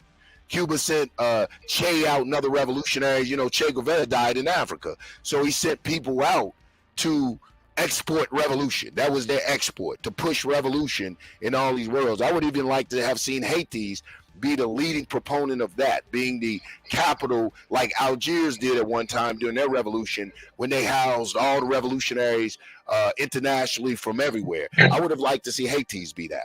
I got you. And I don't disagree with none of that. Now you keep saying, you know, you don't see how they could have did it from an individualistic standpoint. Yes, they couldn't have because it was the onset of the nation at that point. Okay. When I say individualism, I'm basing it within the pretexture of American capitalism right now. Okay. That's what I mean.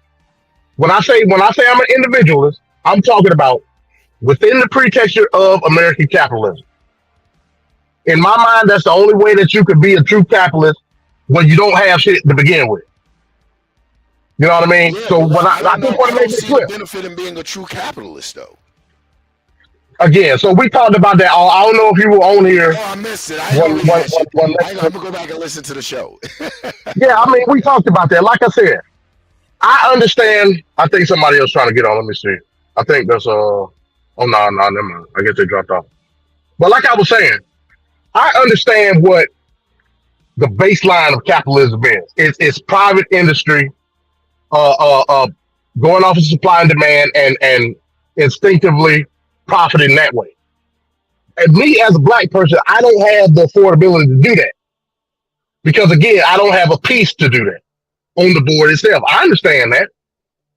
But when I'm saying true capitalism in its purest form, meaning how can I benefit and how can I create policies that'll create a true working class that'll be able to be an infrastructure within capitalism and at the same time make the waves based off of inflation, percentage, things of that nature. I don't think you'll be able to. I don't think capitalism is for the working class. Capitalism is designed for the working class. When capitalism is based off of, again, like I said, profit from private industry. I get that. But when you look at capitalism from the form of the people themselves, they have to dictate through policy what a living wage is, quote unquote. You know what I mean? That's how that's done. From a capitalist perspective, that's the problem. That's how I look at it. From a capitalist perspective, you can't never see capitalism is divided into two sections. The problem with that is we're consumer capitalists. From the capitalist perspective, what is a living wage? As long as the 1% are those at the top of the capitalist machine walk away with a salary, they're never going to give you a wage that eats into their salary. That's the problem with capitalism. It isn't based on fair equity. It isn't based on equity. It isn't based on equal distribution of wealth, resources, or any of that thing. Capitalism is based on a suppressed class. That's the nature of that machine. There's no way around. The way that we, in my opinion, of course, will survive capitalism is through co-ops and along like what these other ethnicities do, that they don't compete with one another. They compete with the larger industries. The Mexican stores don't compete with one another. They compete against the white stores.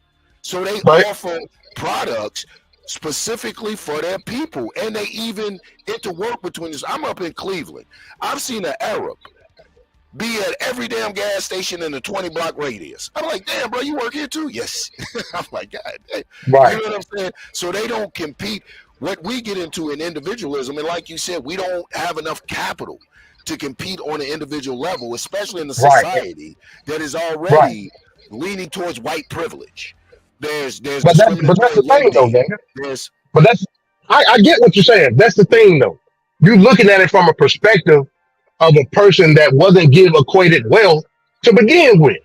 right. So your vantage of living wage and affordability within this country is skewed because you weren't given the right to have that equal footing like everybody else was. Right. That's the point of reparation. So, but I mean, how do you do reparations being an individual though? You know what I'm saying? That, it means that my individualistic man. Go ahead. No. Okay, you're basing a lump, a repaying of a crime against a people, but then you want to separate it like individually. Like, I mean, you can't say we want reparations because this happened to us as a people, but I'm an individual. You know, if you're going to be, that's their whole point of not giving us reparations. Hey, you're an individual U.S. citizen. Get over that shit. What are you talking about, slavery? What are you talking about? You have every right as an individual U.S. citizen to the benefits of America. You know what I'm saying? And then we come in and say, well, as a group, we will oppress, and they would say, okay, what is it going to be? You know what I'm saying? What do you want? So that's political, and I agree with that. Yeah. That's political. That's not a part of your reality when it comes to capitalism in America. That's a political situation, and that's how it should be made. But what I'm telling you is, once the recompense has been rectified, at that point, when the gap has been filled, at that point, that's where I become the individualist. Okay. Man, that's gonna be. Where'd Blue go? I don't know. Yeah, he dropped off. I don't know. Blue. I don't know. But yeah, that's my whole thing when I say individualism. Okay. I'm talking about in the sense of how I perceive myself to be in this country, not anybody else. How I perceive myself to be in this country from a cog within the machine of capitalism. Mm-hmm. That's the main theory of being an individualist in capitalism. It's articles written about it. Yeah. You can't at the point where you try to take away the 10%, it no longer becomes capitalism, it's anarchy at that point. So how can you still fortify yourself within capitalism and still accept the realities of the main fuses in capitalism, what drive it? Yeah, I understand that. That's what I'm saying. That's why I don't advocate capitalism. You know, that's why I don't know how we champion capitalism. How did, like, you asked the greatest questions, you know, and how do you reconcile yourself with that? Me personally, it's like I'm forced to live under conditions I don't like to live in. So now I'm put in the position that how can I make this advantageous for African people? But in my utopic world, I'm not trying to make a perfect capitalism. In my utopic fantasy Peter Pan place, capitalism doesn't exist, especially the way that capitalism is practiced by our oppressor. Let me say this too, man. Shouts out to SVDO. You know what I'm saying? The best debate league, the only debate league on there. When I came on, and I'm going to turn this, and I hope I don't make it controversial. I saw the go back and forth in the chat with dear brother Lex. Shouts out to Lex, man. I saw, and my man's son. What's going on, son? Peace, man. You good, baby? Is he paying attention? Okay. Well, I'm sending shouts to him. Listen. Yeah. I don't know if he muted or not. Okay. I know you guys have orders at Dark Side. I saw Order 66 and this and that. Man, we all SVDL debaters. Lex, ain't nobody gonna beg you for your boys' attention. Ain't nobody gonna beg them to be over here, but they are always welcome. We have to cut that shit.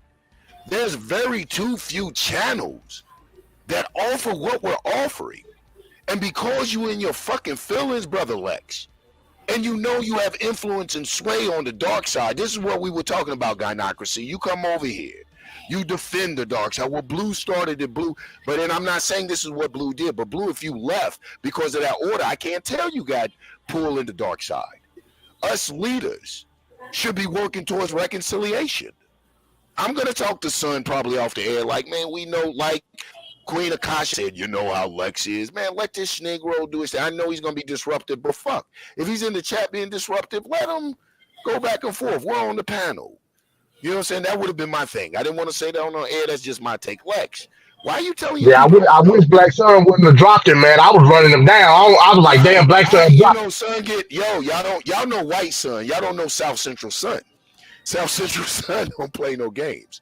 But, you know, nonetheless, when I'm asking Lex to be the leader, to step up and to exemplify those leadership skills that I'm sure he has and that one must possess to be a leader. And that's tolerance and forbearance. You know, man, let your people come over here. And then to dark side, I hope this isn't the case. But damn, talk about cult shit. You know what I'm saying? I mean, this is a great conversation. It's informative. We got all these other sucker stations out there. Dark side, we're the last of the black defenders, even if we disagree on how we're defending it. We're the last of the real black defenders. Fight with me.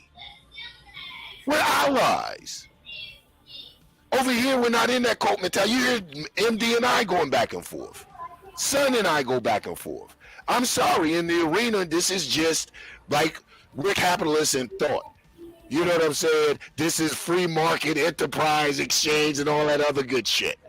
You know, it's come over here. As long as your heart is to spit it, that is advantageous, beneficial, edifying for black people, man, we welcome your views and opinions.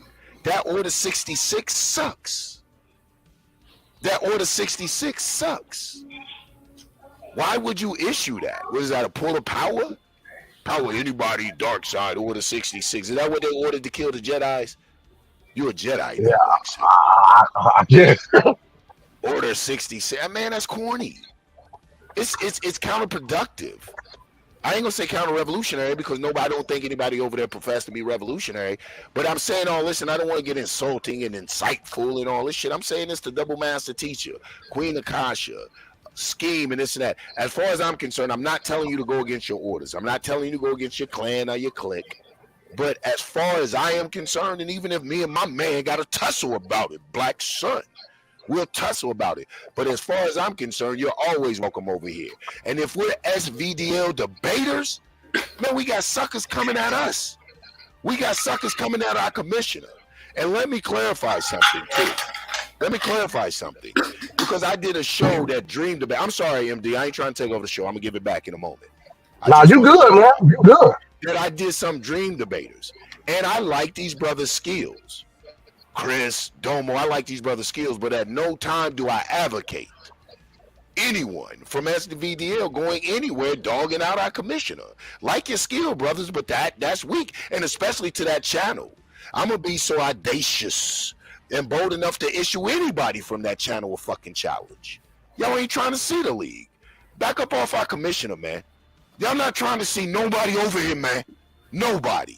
From the arena to dark side, nobody. So leave the league alone unless you want that smoke for real.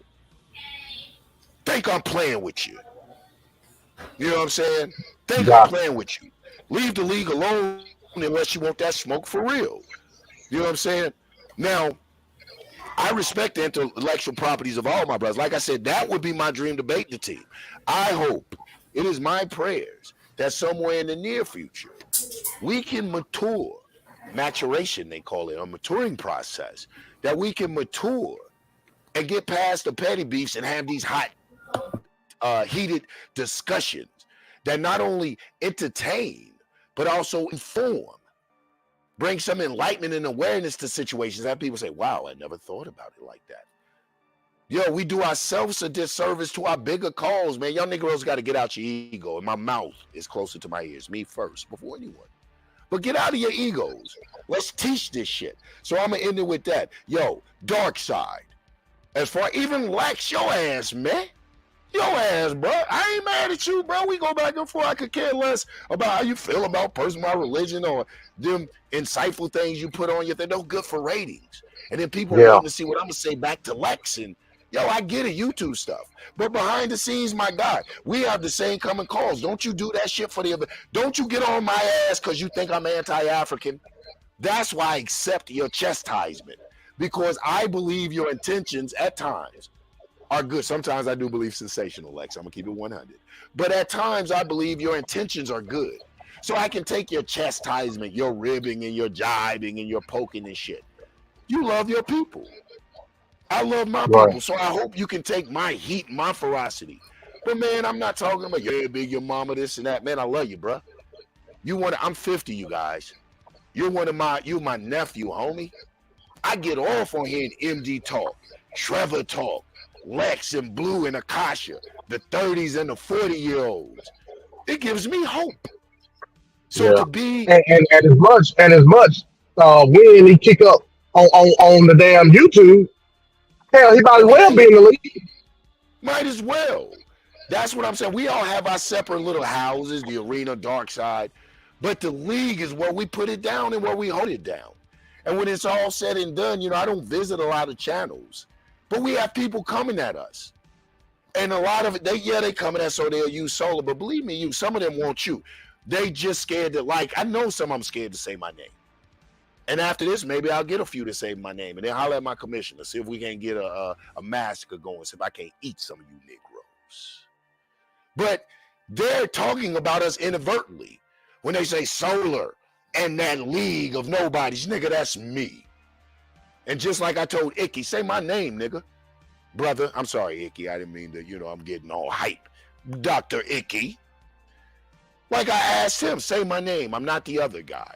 I say the same thing to those over there challenge the league. Y'all know Solar Vision's name. How am I gonna get you to remember mine? When you say the debaters over here are trash, how can I get you to say Yanga personally? You got the wrong league. So I'm not gonna I'm gonna do a show on that. It's gonna be called The League, SVDL, who won it. But I said all that to holler out to my league mates, my brothers, the other camp, the other team. Shouts out to the dark side. All powers to the dark side. I'm asking you, Lex, rescind the Order 66. Allow them to participate. Bring your yellow tail on over here, Mr. Africa. Let your ass participate. As long as you fighting for the upliftment and edification of us as a people, and you really honestly, even if you don't honestly feel like I'm anti-African, as long as that's the inspiration and motivation for our back and forth, man, you always welcome over here, man. This ain't no code over here, man. I welcome you. Blackson, where you at? Damn, I don't know what he's doing. Yeah, let me say something on that. Yeah, come on, I know you said you were finna get you a swig, man. I don't know. Oh yeah, okay. He's ready now. Let me see. I've been here. I bet because I see Gynocracy in the chat. Like I asked Lex a question earlier before you got on. Like is always going back and forth intellectual, warfare. But the problem that I do have continuously, y'all know my stance. I don't argue with women.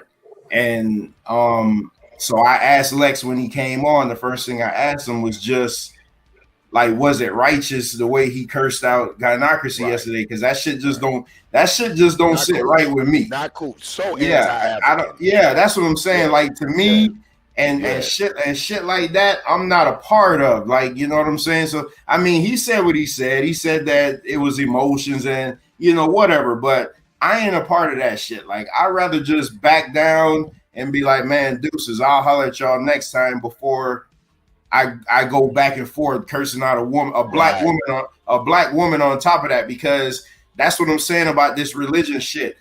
I think Juju put it in the chat, and I want to do a stream on it probably tomorrow or Saturday. I'm like, we so busy arguing at each other, telling each other we shouldn't be Muslim, we shouldn't be Christian, but we can't even fucking treat our women right. Like, how the fuck we supposed to how are we supposed to get our shit off and teach somebody something if we not even protecting our greatest resource? We could talk about all this bullshit, but when you run around calling our black women bitches and hoes and shit like that, that's the coonery. That's the coon shit. That's the shit. That's the shit I don't rock with, man. I'm listening to that shit this morning. I'm like, man, hold on, man. What kind of righteous nigga is this? Like, he's supposed to be. He's not. But I'm saying, like, I don't know him from a hole in the wall. Like I say, I just listen to him, and a lot of shit that I hear on YouTube goes over my head because I be laughing at it all. Like, everybody want to be a teacher, everybody want to be God, everybody got their little own, shtick. You know what I'm saying? So I just laugh at it. I'm like, yeah, I take the good, and whatever I don't want, I spit it out.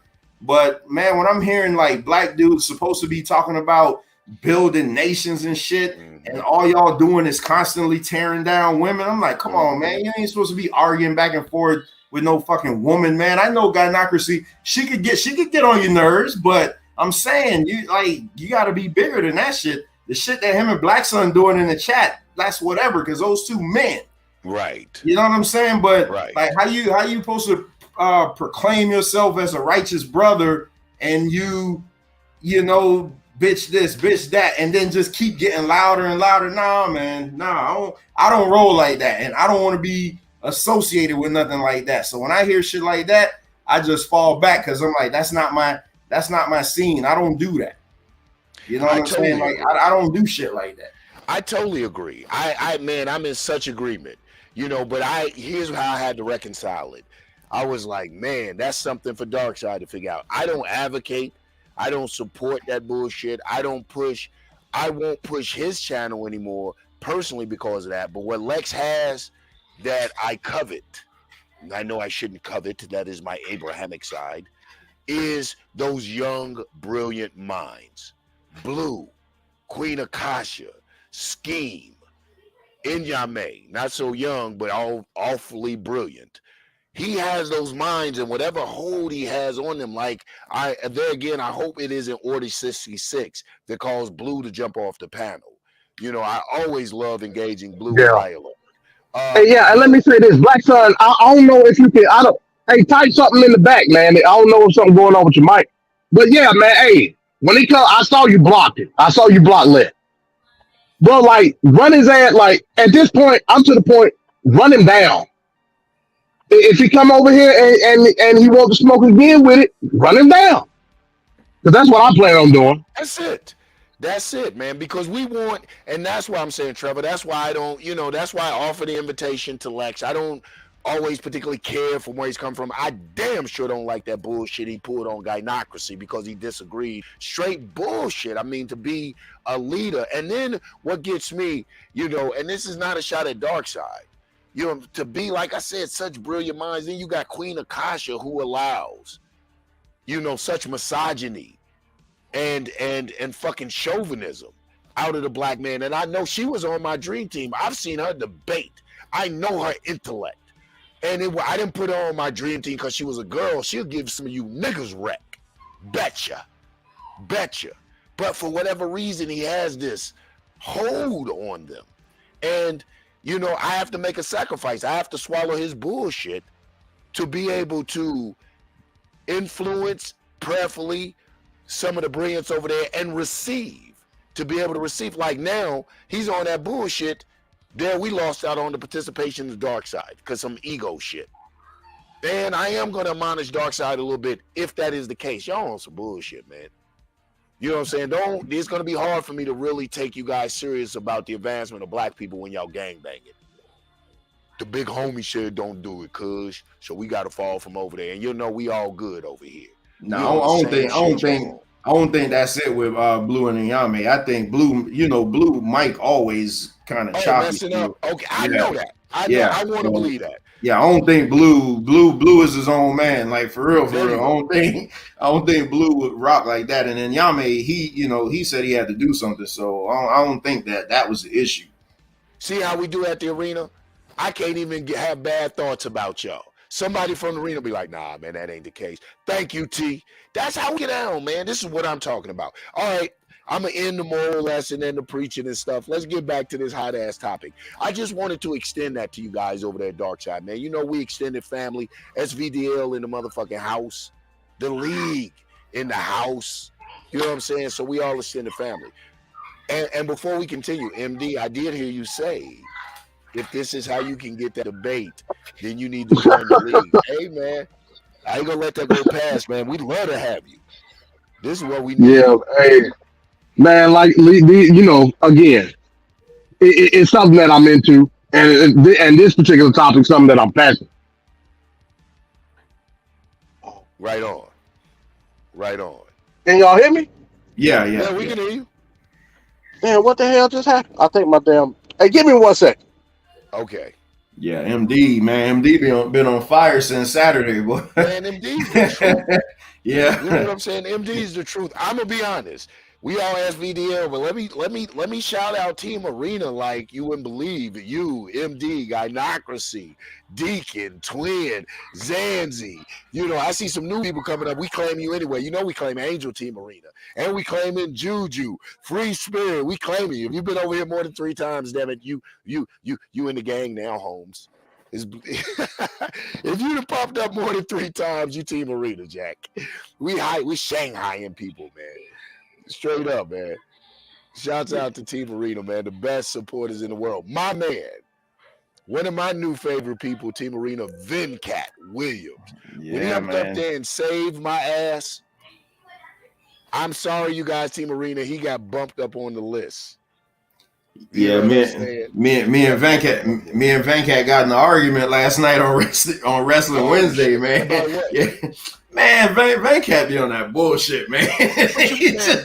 I'm gonna go back and listen because Venkat on his shit now. Nah, Venkat on that. Down the whole, black struggle in getting equity and notoriety or notice in wrestling.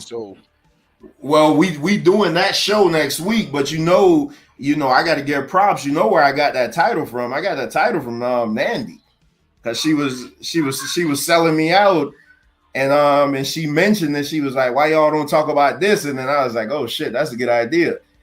So we do it. Shouts out to Nandy. I took the chance. Shouts out Nandy. So we gonna be talking about the racism and wrestling next week. Because Venkat like to keep it themed and be what because it's Black history and stuff. So absolutely, he wanna keep it to that. But yeah, man, I just like MD been like ever since I came in contact with MD, man. You know what I'm saying? He on his political shit. That's why I'm the type, and I'm hoping y'all know this by now. Just because I say certain things don't mean that I stand on that. A lot of times I'll say stuff to try to poke you so I can get more out of you, just to see where you at. It ain't really that I lean one way or the other. And like MD just been, every time he'll get on the roll, I'll be like, well, what about this? And then he'll come up with something different. And then my ears just open. Like I'm a sponge. I never said I was the smartest person. I told y'all I came over here because I loved y'all debating style and I wanted to learn. So I'm a sponge, and I just fill in wherever I have to. But that's my thing. I don't care who it is. If you got something to teach, that ain't on that bullshit though. Because if you talking about you God and this and that, follow you to the way of salvation, and I don't want to hear that, man. I'm tired of that. They've been doing that for years. You know what I'm saying? I ain't on that. Man. Praise Stemia. Yeah. Well, see, but here's my thing though. I think STEM in its core is good. I mean, like, who can't use science, technology, and mathematics and shit like that? Who can't use that? Yeah. But I agree. But it's just like religion, MD. So this my whole thing. And I've been thinking about this lately. I think when Rio was on over the weekend, it kind of ignited something back in me. But religion in itself is a good thing. Religion is a good thing because it's when people bastardize it and try to use it for evil is when it becomes filthy. Because what's wrong with a person holding to religious principles and wanting to live a righteous life? Like what is that bothering anybody? Why is that why does that bother you that I want to try to live, whether you say it's a fairy tale God or not? But I'm not bothering you. I'm not pushing it on you. So let me live my life. So the worst that could happen, if I'm a Christian, the worst that could happen is that I treat people good. And when I die, if I die and there's no God, then I'm just going to the ground like everybody else. But I would have lived a righteous life and treated people good. But in the event that there is a God and I live the righteous life, then I know I got a reward after. But I ain't bothering nobody. Like, what's the problem, man? It's like we done bastardized religion so much. Niggas and took religion to get rich off of it. You scamming the community with religion, selling false hope and stuff like that. And it's just like anything in life, man. A little bit of everything is good, but too much of it will mess you up in the wrong hands. And that's what I try to stay away from. That's why I don't rock with religion. Me and Blackson always had this conversation. I believe that there's a creator. I believe that there's a most high God. I just don't know if it's defined in the pages of the Bible. Like, I just feel the God within me, but what's wrong with that? Like, right. Who is somebody to tell me that what I believe in is bullshit? That's why I don't debate belief. Like, you'll never see me debate nobody. You can't debate nobody's belief. You can't debate belief. Yeah, I totally agree.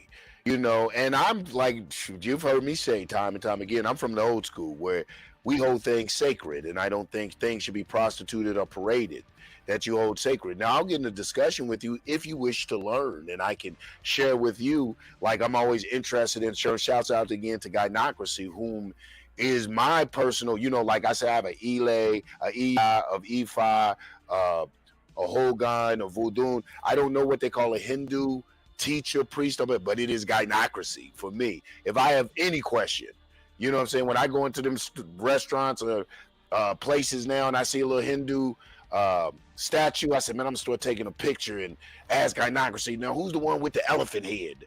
Who's the one with the blue one and the green one? Because that's what I'm about. And she knows I'm not coming to her to belittle or debase or bash her understanding or her belief system. I really want to understand. But I'll say this too, and not being long-winded, is that a lot of times when I find people doing that, you know, first of all, I call it neocolonialism. It is the need, you know, I say you're acting like you're oppressor. It is the need to be supreme. It is a form of supremacy. My God is the supreme God.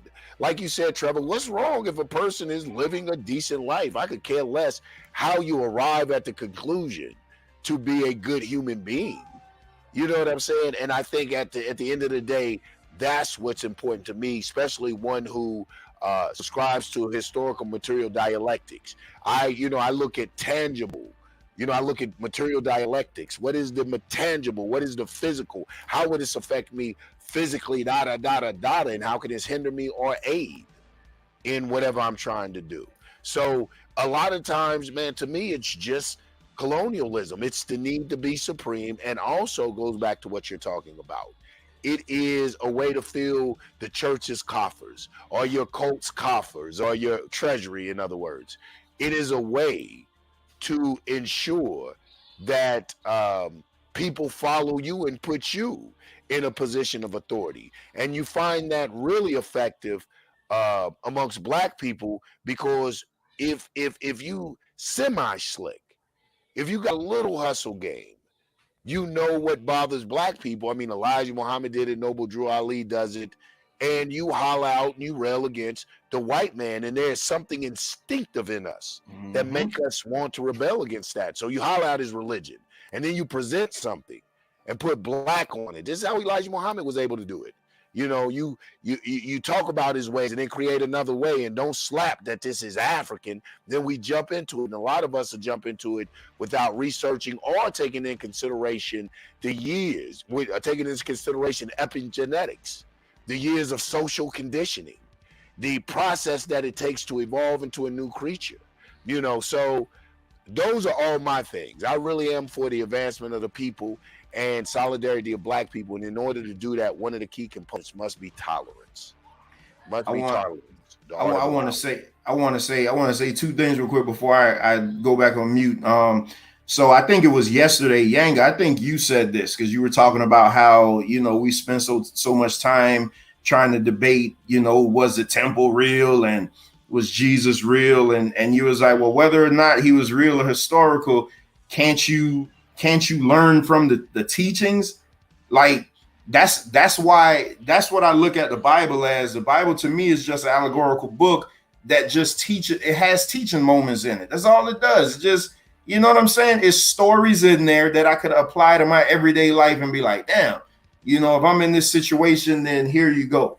And then another thing, like with MD, you notice MD when I was talking about like what we going to pass, you know, about the schools and everything, and you said that I should go down and put my name on the ballot. You notice I didn't give you no retort, right? That's what I'm saying. I'm not the guy that had to have the last word. I presented you with a problem. You presented me with a solution, and I shut my fucking mouth. That was it. You ain't gonna get no back and forth from me from that, because you gave me a streamlined solution, and you're right. I can't debate it either way. So, but that's how I am. I'm not the guy gonna get on here and argue with you just to be arguing over bullshit. You know what I'm saying? Like it's you know, it got to be a means to an end. So like when y'all telling me stuff, and a lot of times I'm just sitting here listening, like, damn, but these I always like to be around people that I feel like is smarter than me, because if you're the smartest one in your circle, then it's probably time to elevate. And I'm just sitting there and I'm like listening to y'all.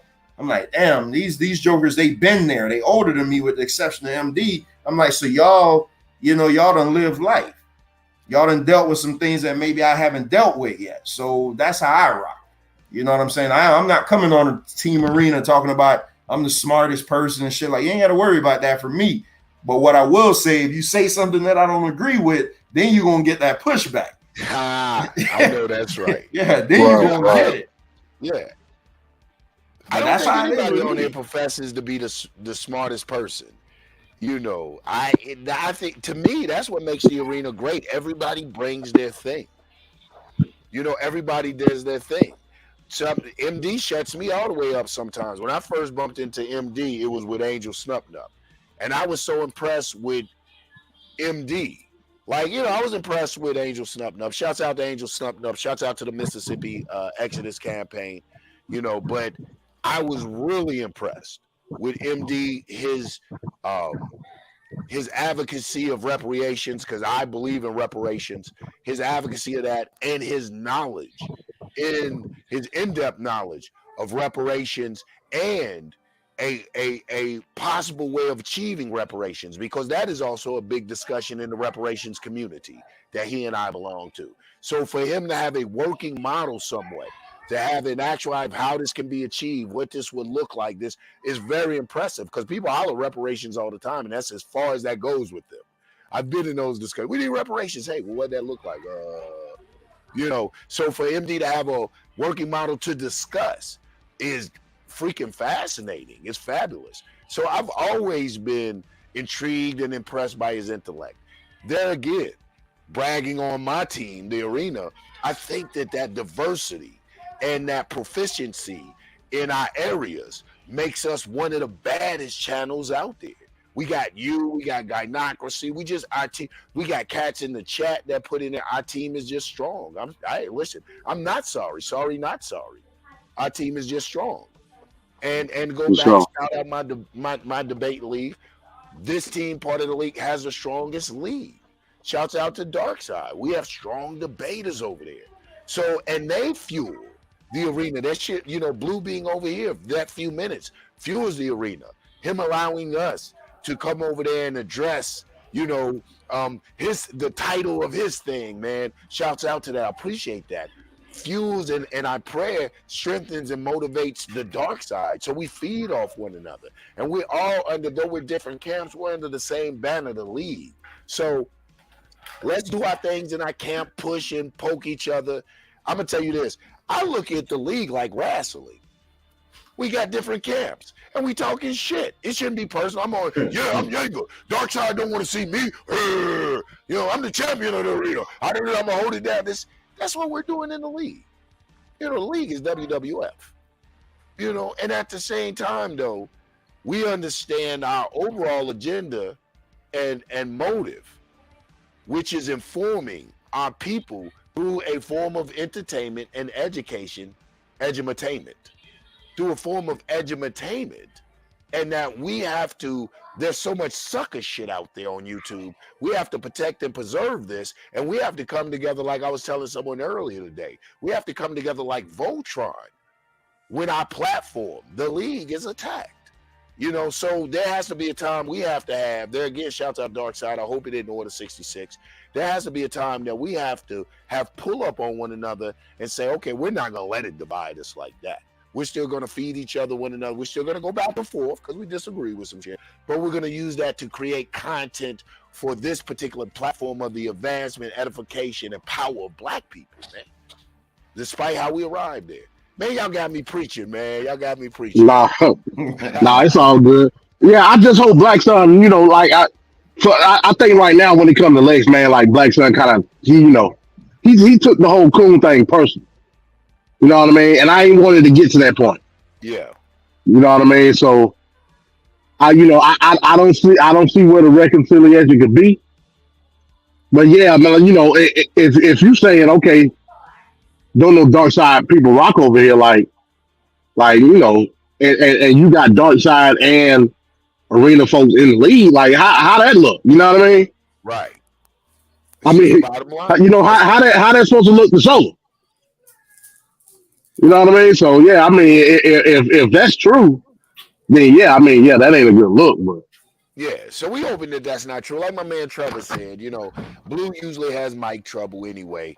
So I'm throwing it on that. Mic trouble, maybe he'll come back on. If not this show, maybe next show. Just sending out to let them know, let Darkseid know, hey man, you always welcome over here. You guys, anytime you're at the panel.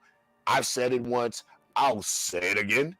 And you've heard me say some of my favorite debaters are on the dark side. And then like MD just so adequately put it, it's plain. We're in the same league. There's no way we can avoid one another. So we might as well utilize one another's platforms to push our shit. So yeah, that's it. I don't want to do too much because I don't want to seem like I'm begging in the effort to bring about solidarity and unity. My prayers and hopes are that just common sense comes in, the sense of common unity, the sense that, hey, we are going somewhere. Ain't nothing offensive. I call Lex sucker because he be saying some sucker shit. He called me coon. I guess some of my embracing some Abrahamic understandings remind him of some coon shit. So he said it. Okay, we said it. I still think you a sucker. You might still think I'm a coon. We're going to get over that shit and we'll be arguing about something else next time. Let's move it on and keep it pimping. It's not that serious, man. We really got lives outside of this YouTube, you guys. I think Blackson just get annoyed with people over talking him because, like, I watch his interaction with Zanzi. They'll be having a good build, and then Zanzi go into his Zanzi where he just don't let you get anything out, and then that shit would make Blackson get flustered, and then he just get upset and he'll start cussing you out. I think that's what it is. Like and nobody likes that. That's why I always keep telling Blackson he need to bring he need to get a timer, man, and just especially like we had more and more people. When I first came over here, it was just y'all two on the panel. I mean, now we be having 6 and 7 motherfuckers on the panel at one time. You know what I'm saying? Everybody doing different streams, so people gonna want to talk, but everybody gonna talk over one another. So I think we should like have a timer or something, man, where you get a minute or two to get it out, and then the next person up. Exactly. I'm gonna tell you what I'm gonna tell Black Sun start implementing.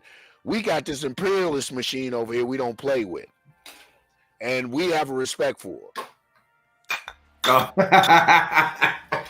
Play that shit. Put a gavel out on him. Son, where you at? Get your gavel, baby. Gonna pull that gavel at man. You know, I know y'all don't like to see this. I know this is traumatic for many a black man. When son first did it on me, it was trouble. I was like, nigga, gavel, man. Let's gavel. Yeah, the judge's gavel. But I get it now. Yeah, out of order. You know, so you're absolutely right, man. There has to be, we may have to implement some type of rules and stuff like that. You know, for the most part, though, since I've been on, maybe because I'm the loudest fucking mouth and it's hard to overtalk me. People are pretty good. You know what I'm saying? But you're right, man. We'll start getting into the thing. Maybe one of the moderators will do that. Like Trevor, you may have to kick in. If we start going to the back and forth, you may have to just be like, okay, now I'm in moderator mode. And be like, and yell it out. All right, I'm gonna give everybody 1 minute and mute motherfuckers. How do you mute from this? Like, I can just you gotta tap on their profile, like on the actual. Let me show you how to do display. Now tell him MD. Exactly, because I got MD muted. You look by their picture. There you go. I got you and Trevor muted. I'm running the show now. Okay, that's how you do. Okay, now can they unmute? They can. Oh, but that's usually they should know. They don't know it. Yeah. Okay. If you mute them, that means, yo, man, cool out. And then we'll give them a thing. Hey, man, 3-4 times. Now you're just being disruptive and counterproductive. You might lose your place on the panel. Okay. Yeah, I mean, because we all, at the end of the day, we all grown men and women on here, so we don't need nobody like talking over us or little boying us or cussing us out. You know what I'm saying? We could get passionate without going there, because a lot of this shit is just intellect and is different opinions. Mm-hmm. Right. You don't have to go to the, you know, I do it too. I'm guilty of it because, you know, you got like Richard, they'll get under my skin, and then I get like Blackson, where I'll be like, well, show me where you live or some shit like that. You know what I'm saying? Just to try to make them feel bad. But, you know, because I'll be quick to turn my camera on and show you my backyard. And I'll be like, man, you know what I'm saying? So it's like, so I get it, man. But yeah, it's all just emotion, man. We gotta find a way to temper that. But, you know, it's all good. But man, shit, the arena been, I mean, the past 2 weeks, man, this has been the spot to be. I've been seeing people pull up I never even heard of. That's what's up, man. The arena gonna give it to you. It definitely is. It definitely is the spot to be, man. Smash that like button too. You know, some of y'all in the class, y'all like for sure. Y'all like it. So smash the like button. Support us. Support the people linked into the arena, man. We send shouts out to them. Go to their channels. Check them out. Gynocracy be having some dope stuff, but I like when she does her thing over here. Check out the dark side. I fucks with the dark side. You know what I'm saying? Blue had a great show on. I don't know if you guys caught that. The classified information, the comparison between Hillary and Biden. I think Blue does thorough research. His presentations are pretty good. You know, he has that laid back delivery style. Can't wait to, speaking of that though, man, it's time to get the league cracking again. Yes, sir. For sure. Time to get the league cracking. Hey, Blackson, me and you gonna have to go first, man. I mean, to hell, I don't know what's up with Asar, man. Me and you gonna have to go first. Cause I'm Blackson typing in the chat, like, where you at? Yeah, I'm itching, man. I'm ready to do it. Let's run it after the Super Bowl. The Super Bowl next Sunday. Let's do it the week after. How do you get to come in and go straight for some of the top debaters, man? You gotta challenge because none of them present. That's the thing. Maybe if they see me smashing one of y'all, then they'll be like, all right, I get them. Let me get the rookie. Let me handle the rookie. We don't want to do. We don't want to smash. We want you to be able to debate. I'm gonna put you in a body cast. You gotta do what you gotta do. They're gonna go. You got to do what you got to do. I know. I'm teasing with you. I knew what I was signing. I'm not going to give you a debate. I'm not going to give you one. No, you got to. No, you got to. I knew what I was signing up for, and I purposely called you and Blackson out first because I'd rather get y'all out of the way and then I deal with everybody else. You know what I'm saying? And listen, like I said it once and I'll say it again, this ain't about winning and losing for me. This is about me getting in the ring and sparring, doing something I've been watching for over 2 years, finally doing it myself. So that's all this about. But I will say though, y'all gonna sweat because I'm gonna come at you, man. I'm gonna come at you. Like I ain't got nothing to lose. Like, what do I got to lose? If I can't get a shot at me. If I lose all my debates, then y'all just gonna be like, well, he was a rookie. He was supposed to. But if I beat one of y'all, then y'all the ones that's gonna look bad. And I think that's why y'all don't want to step up. Absolutely. You're absolutely right. You may catch one of me. I just speak for me. You may catch me on your great day and mine not so good day. It's not like you a scrub. You know what I'm saying? It's not like just because you may be a new debater doesn't mean you're not academia. You're intellectual, you're intelligent, you have a presence, you have a presentation. My brother, you run a podcast, for God's sake. You're not gonna get me to step in there. No, you gotta get your weight up, baby. You gotta beat some people so when I beat you, that I can like, yeah, no, Trevor ain't no joke. But you get me and they be like, okay, so you beat a new dude. But if you beat me, damn, you came in to beat Yang. Nope. You're not gonna get me. I'm gonna be on the sideline rooting for you, eating some of these cats up. Then we'll see one another. Shouts out to Rio, man. You and I, number 2 and number 1 ranking in the league. We got to do it, Rio. We got to do it. I found my cosmic twin, y'all. I heard Rio spitting that shit from a Christian point of view. I said, my God, this dude sounds like me. Yeah, that shit ignited me listening to Rio talk. And all I was saying in my mind, I'm like, I want to debate Minister Howell. I don't want to debate Rio. I want to debate Minister Howell. I want to take him to the church. I want me and him to go to the church. That's what I want. Man, Rio's nice. I've always known he was nice. He came on there, reiterated that.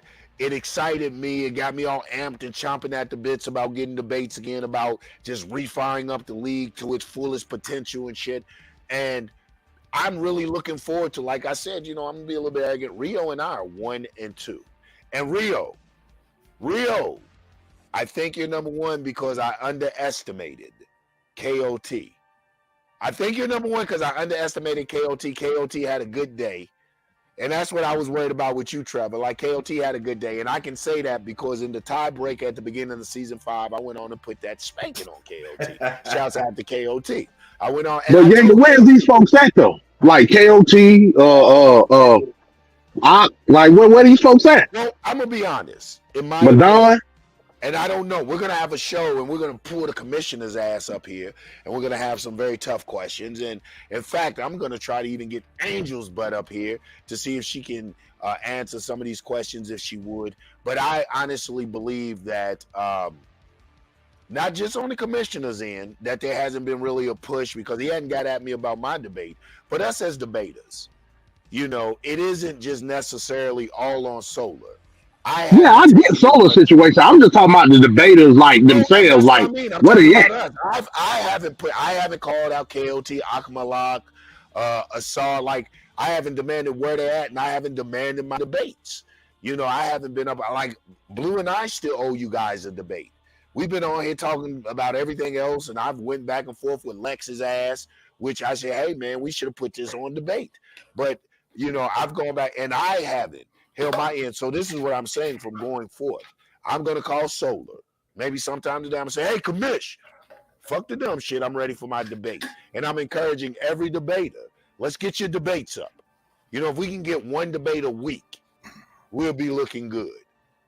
Shouts out to my advisor for who gave me this advice on this thing about the league. But if we can get 1 debate a week, we'll be good. But, I think if the debaters step up and do our thing, then we can absolve ourselves from responsibility, and anything that doesn't happen, we can jump in Solar's ass. But right now, it's 50-50. I haven't seen any debaters really outside of Trevor. Trevor is a damn hound dog. Trevor been like trying to debate anybody, calling me Blue, Blackson, Black Jesus. The real Black Jesus, not Black Jesus, but the real Black Jesus. But you know, he's been chomping at the bits. I hate to disappoint. Yo, debaters out there, y'all disappointing my teammate. Let the arena get up in some ass, y'all. Can we get a debate up? Can Trevor get a debate? KOT, where you at? I got another arena member ready to. He like kosher. You like Hebrew? You like kosher, Trevor? I like kosher. I'll debate anything. Okay, he eat Hebrew. He eat kosher. So we'll take KOT. Where you at? Akmalak, where you at? Where these debaters at? Asar, where you at? We got KOT jumping up. Dark Side. Order 66, where y'all at? Bring the debates on. And I saw Malak in Blue's chat last night, so he made an appearance. So he's back from whatever he was doing, you know. So what's up? I mean, hey man, bring the debates. That's what we're talking about. Bring the debates on. We're challenging them. You know, we'll challenge. Tell y'all what, we'll challenge Darkseid whether or not, you know, who's panel to come on. We'll challenge Order 66. Hey, I'll tell you this, Jay. I'll tell you this real quick. Productive or non-productive for black people? Yeah. Brother MD? No, I was gonna say. So, my plan is to. I'm gonna get with Blackson this weekend. I'm gonna get. You know, when I get home, I'm gonna get on the desktop, man, and I'm gonna get him to show me how this Google Slide works. Okay. And once I get the Google Slide working, Team Arena. Yeah. When I get this Google Slide working the way I want, you know, my goal is to try to put something, because I promised Talik I'm gonna put something together for him. You know what I'm saying? But once I get this Google Slide going, and you know, he'll show me. I guess we could jump in the back on like a pre-show or whatnot, and see how everything works. And once I get everything working, I ain't gonna promise that right now. But y'all might be able to run me down in the house session, man. Y'all might. I'm gonna see how it works. Like I said, I'm gonna get with him. I told him like Saturday. I'm gonna try to get with him Saturday, and I'm gonna run through this, show him how to do the Google Docs and the Google Slides and all that. I'm gonna see if everything copacetic. I'll be all systems go. Then it'll be, you know, come on down, you the next contestant on The Price is Right, and we'll be straight. Hey man, listen, I'm telling you, Team Arena, I'm excited. I know we got the coldest thing out here, and once we run through the league, I hope that we can get to the point where we start setting up exhibition matches, because I think the league's debaters, especially Team Arena, can challenge any debaters out there. The other stations, I don't want to say their names, you know, but any other channel, I honestly believe the league debaters will eat them. And, you know, that's Darkside and Arena, but specifically and particularly the Arena debaters, man. Team Arena, man, we just don't play that shit. It's a blood. Hey, let me ask you a question, Yang. Yes. Is Jesus a nigga? Hell no. What's a nigger though? We got to define what a nigger is. A nigga. Exactly. My man Donbas comes on. We all know what a nigga is. Even when we say that's my nigga, why do we say that? Because somehow he's crafty, he's slick, he's cool, he's one able to maneuver through obstacles and other things with cunning and guile. That's why when we see him do something like, boy, that's my nigga. We know what a nigga is. We can play that game. I did like that bill with you and Domo. Domo. I think Domo is a better in that arena, like that conversationalist than a debater. Like he's great on the technical side of the debating, but his delivery is not entertaining. But when he just having a conversation like that where he could flow free, like I listened to his their chop up show, and he really get a chance to just flow. That he's great in that aspect. I've always liked him. I've liked him as a debater. Now I do question. I don't know why the hell after we had it at the league, they was like, yo, right now there's some beef, there's some static with our commissioner and other channels, and it's hot. We're asking all the debaters until we build up the league to be focused on the league and fuck the rhetoric and fuck the other shit. And my dear brother Domo, you know, love him dearly, man, went over to the other station, forcing the commissioners to stick to the rules. You know, you are a dynamic debater. You're great at what you do, but you're not that fucking good that you can break the rules, bro. And I feel cheated. I really feel cheated. That conversation that we had with Domo was great. Like I was saying earlier, if I lost to Domo in a debate at the league, I wouldn't have felt bad. I'm like, yeah, it's Domo. I had to bring my shit. You know what I'm saying? And if I beat Domo, I would have put it when I beat Domo, or when I would have beat Domo, because I speak affirmations. I speak very positive. When I would have beat Domo, he would have been a very proud notch in my belt because I think he is a worthy debater. You come away with Domo, that conversation with Domo, I came away with new authors. I came away with new ideas. I went to start looking shit up and I understood the millennials' point of view from the word nigga. I found some shit that substantiates my point of view. I was so looking forward to the next conversation with Domo. Unfortunately, two things. One, I hate he did that shit and went over to the other thing, man. Damn, why'd you get kicked out of the league? Secondly, now we got this Order 66, and I don't know if he fucks with the arena. And I'm like this, man. I am tit for tat to a degree. If you can't come over to the arena, I'm not going to, and as much as I support and endorse Blues Channel, because I think it's dope, until I understand and truly know that it is an Order 66 that's preventing you guys from participating with us, then I'm not coming to play with you. Yeah. Hey, yeah, how you feel that from that conversation yesterday? I heard Domo say something. He said that, you know, your stance and your viewpoint when it comes to the relation between a black person and a nigga, you were looking at it from a quote unquote capitalistic viewpoint. Right. I was like, oh, yeah, of all people. I think he took a word. Like, Domo's good. Now, I'm going to say what Son says about him a lot of times. You know, Son goes out because they're both from California. And Son gets in my shit. Yanga, it's the North California trickster shit. Them cats from Northern California are good with that. It's the 3-card Monte Yanga. It's word salad. That, at that particular time, I believe was word salad. I said the word productive. I said it's non-productive. He said production, that's a capitalist. Yeah. I was like, what? How is production a capitalist concept? Because it's used in the definition of capitalism doesn't make production to be productive a capitalist concept. So he would have had to explain that. But I do believe nigga, a part of being a nigga is being counterproductive, and it cool being counterproductive. Part of being a nigga is cool talking jive when you in school, when you should be learning, even though it's the King's English or whatever the fuck, it's crackers English and shit. Being a nigga will encourage you to be less than the best, because that's being white.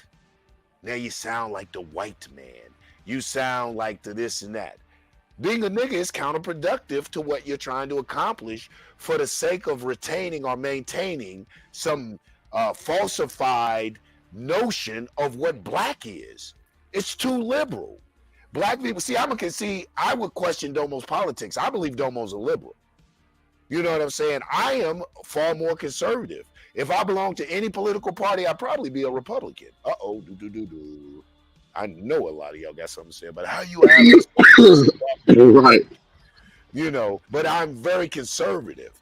Though I believe at this state of time that government involvement is necessary right now for the state of black people. But my personal, very overall views and my dreams for black people is that we can be very conservative, and conservatism is very along the lines of self-determination. We don't want government influence, especially when we get to the point where government influence will be a hindrance, like it is at times, sometimes now. I believe the welfare system should be modified. I do believe that the welfare system as it stands now is a hindrance to the development of black people. I like what they do in Germany if they still do it. You be on the welfare system, but they give your ass a trade. They begin to prepare you for the job market. I give you some marketable skills. You know, they just don't make you a recipient and dependent and give you this money. But that's capitalism for you. They make you a recipient and a dependent, and you still take, and it's still no come up, but you're a consumer capitalist. It's not enough for you to come up and practice self-determination or independence, but it's enough for you to go back and to feed into the capitalist machine. And it's generational I too. agree. Yeah, I was just about to say that. I do agree with that. Yeah, that I do agree with that. That generational welfare, man. I be talking about that shit all the time, man. It's like crazy, man. But then when I say stuff like that, they be like, "Oh, you know, you don't know what you don't know what you're talking about." I'm like, why? Because I want people to stop living off of, you know, government handouts and get up and do their thing. But they'll just tell me I'm a stupid Jamaican. So I get it. It's all good. But that's the thing. See, that when it comes to that part of capitalism, I don't agree with. That's why the wealth gap within itself is so important. We're to the point where black people in America have become so embedded in a situation where it's being afforded to you, where you make a culture out of it, and not only welfare, hell, W-2. Yeah. Like what other culture or society here in America venerates income tax time like we do? Man, come on. Man, say that shit. Say that shit again, MD. Say that shit again. I mean, you can go on social media right now. But I'm not gonna front. When I was in them streets, boy, second Chris, all of y'all on the streets can relate to this. If y'all been in the streets, you ain't gonna date itself. I used to have that little honey, because you know my black ass wasn't working. I called myself out there hustling. And she get that time, I'd be like, baby, let me hold you. I'm gonna flip it. Let me do this. I'm gonna go get that. I'm gonna flip that. And then I'm gonna come back and we gonna get this. And I'm gonna flip that shit. And then we go, man, let me hold something, shouty. Y'all know, so y'all out the street. I'm giving y'all game. When them Negroes come up, y'all know it's tax season. Y'all know that nigga. Yeah. What's the meme on social media of the picture of the black dude with the fat white woman? Talking about his tax season. Tax season. It's tax season, y'all. He held up with the fat white girl. MD, let me ask you a question. I mean, we talk about the generational welfare. Do you think that's directly tied into the lack of the man being in the house? I mean, that's part of it, but it's more due to the fact that us as a society, when it comes to black folks, we look at temporary withholding as compensation when it's not that. That comes from us not having a secured wealth premium in the country. So, but yeah, that is a part of it. I'm not gonna say it's not. But when you, I put it to you like this. Culturally, it's part of it because we all know how taxes and welfare affect disproportionately black men and black women. So from that aspect, yes, of course. But the actual culture in itself is embedded based off of the wealth gap. When we look into these seasonal withholdings of income as a payoff, the big payback, we shouldn't look at income that way. Mm-hmm. I'm pretty sure, like you and me, hell, I when tax season come around, hell, I'm looking down because I got to pay. I be pushing my shit out till October. I'm not even gonna lie to you. yeah, I do the same thing. Yeah, I do because I got an accountant. So I tell them, hey, look, I don't come February, do not call me. Just push it back. Yeah. Right. Well, fellas, man, listen.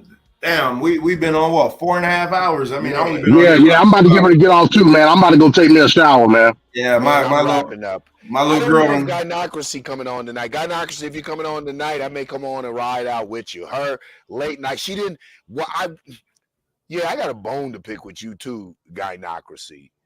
You know, set the thing. I done set my alarm. I'm all up at 4:00 in the morning because I know it's gonna be crazy riding out late or early morning, late night with you.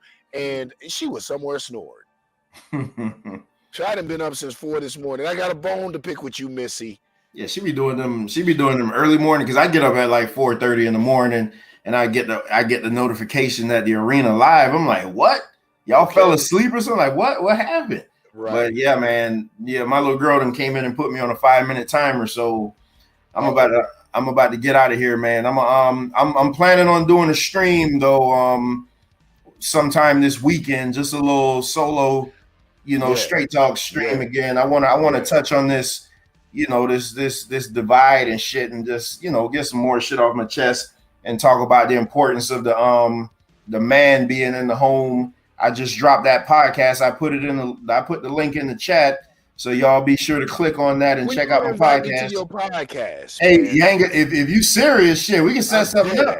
I could do it. We could do it over the phone right through my mixer. We'd be straight. Whenever you let me know, brother. Oh shit! I'm always looking for guests. That's what's up. Oh man, that's what's up. Thank you. Yeah, but y'all, I put the link in the chat, the Spotify link. Y'all check it out. I just dropped it last night. The importance of the black father in the house.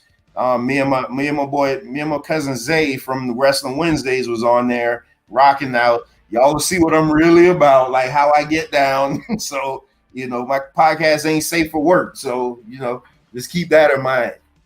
Unless you're not, you're not in an office building or whatever, you'll be good. But anyway, peace to the chat, Deacon, Twin, Free Spirit, Gynocracy, peace to the dark side, peace to Yanga, Blackson, Blue, everybody, MD, Angel Snup Nup, man, Team Arena.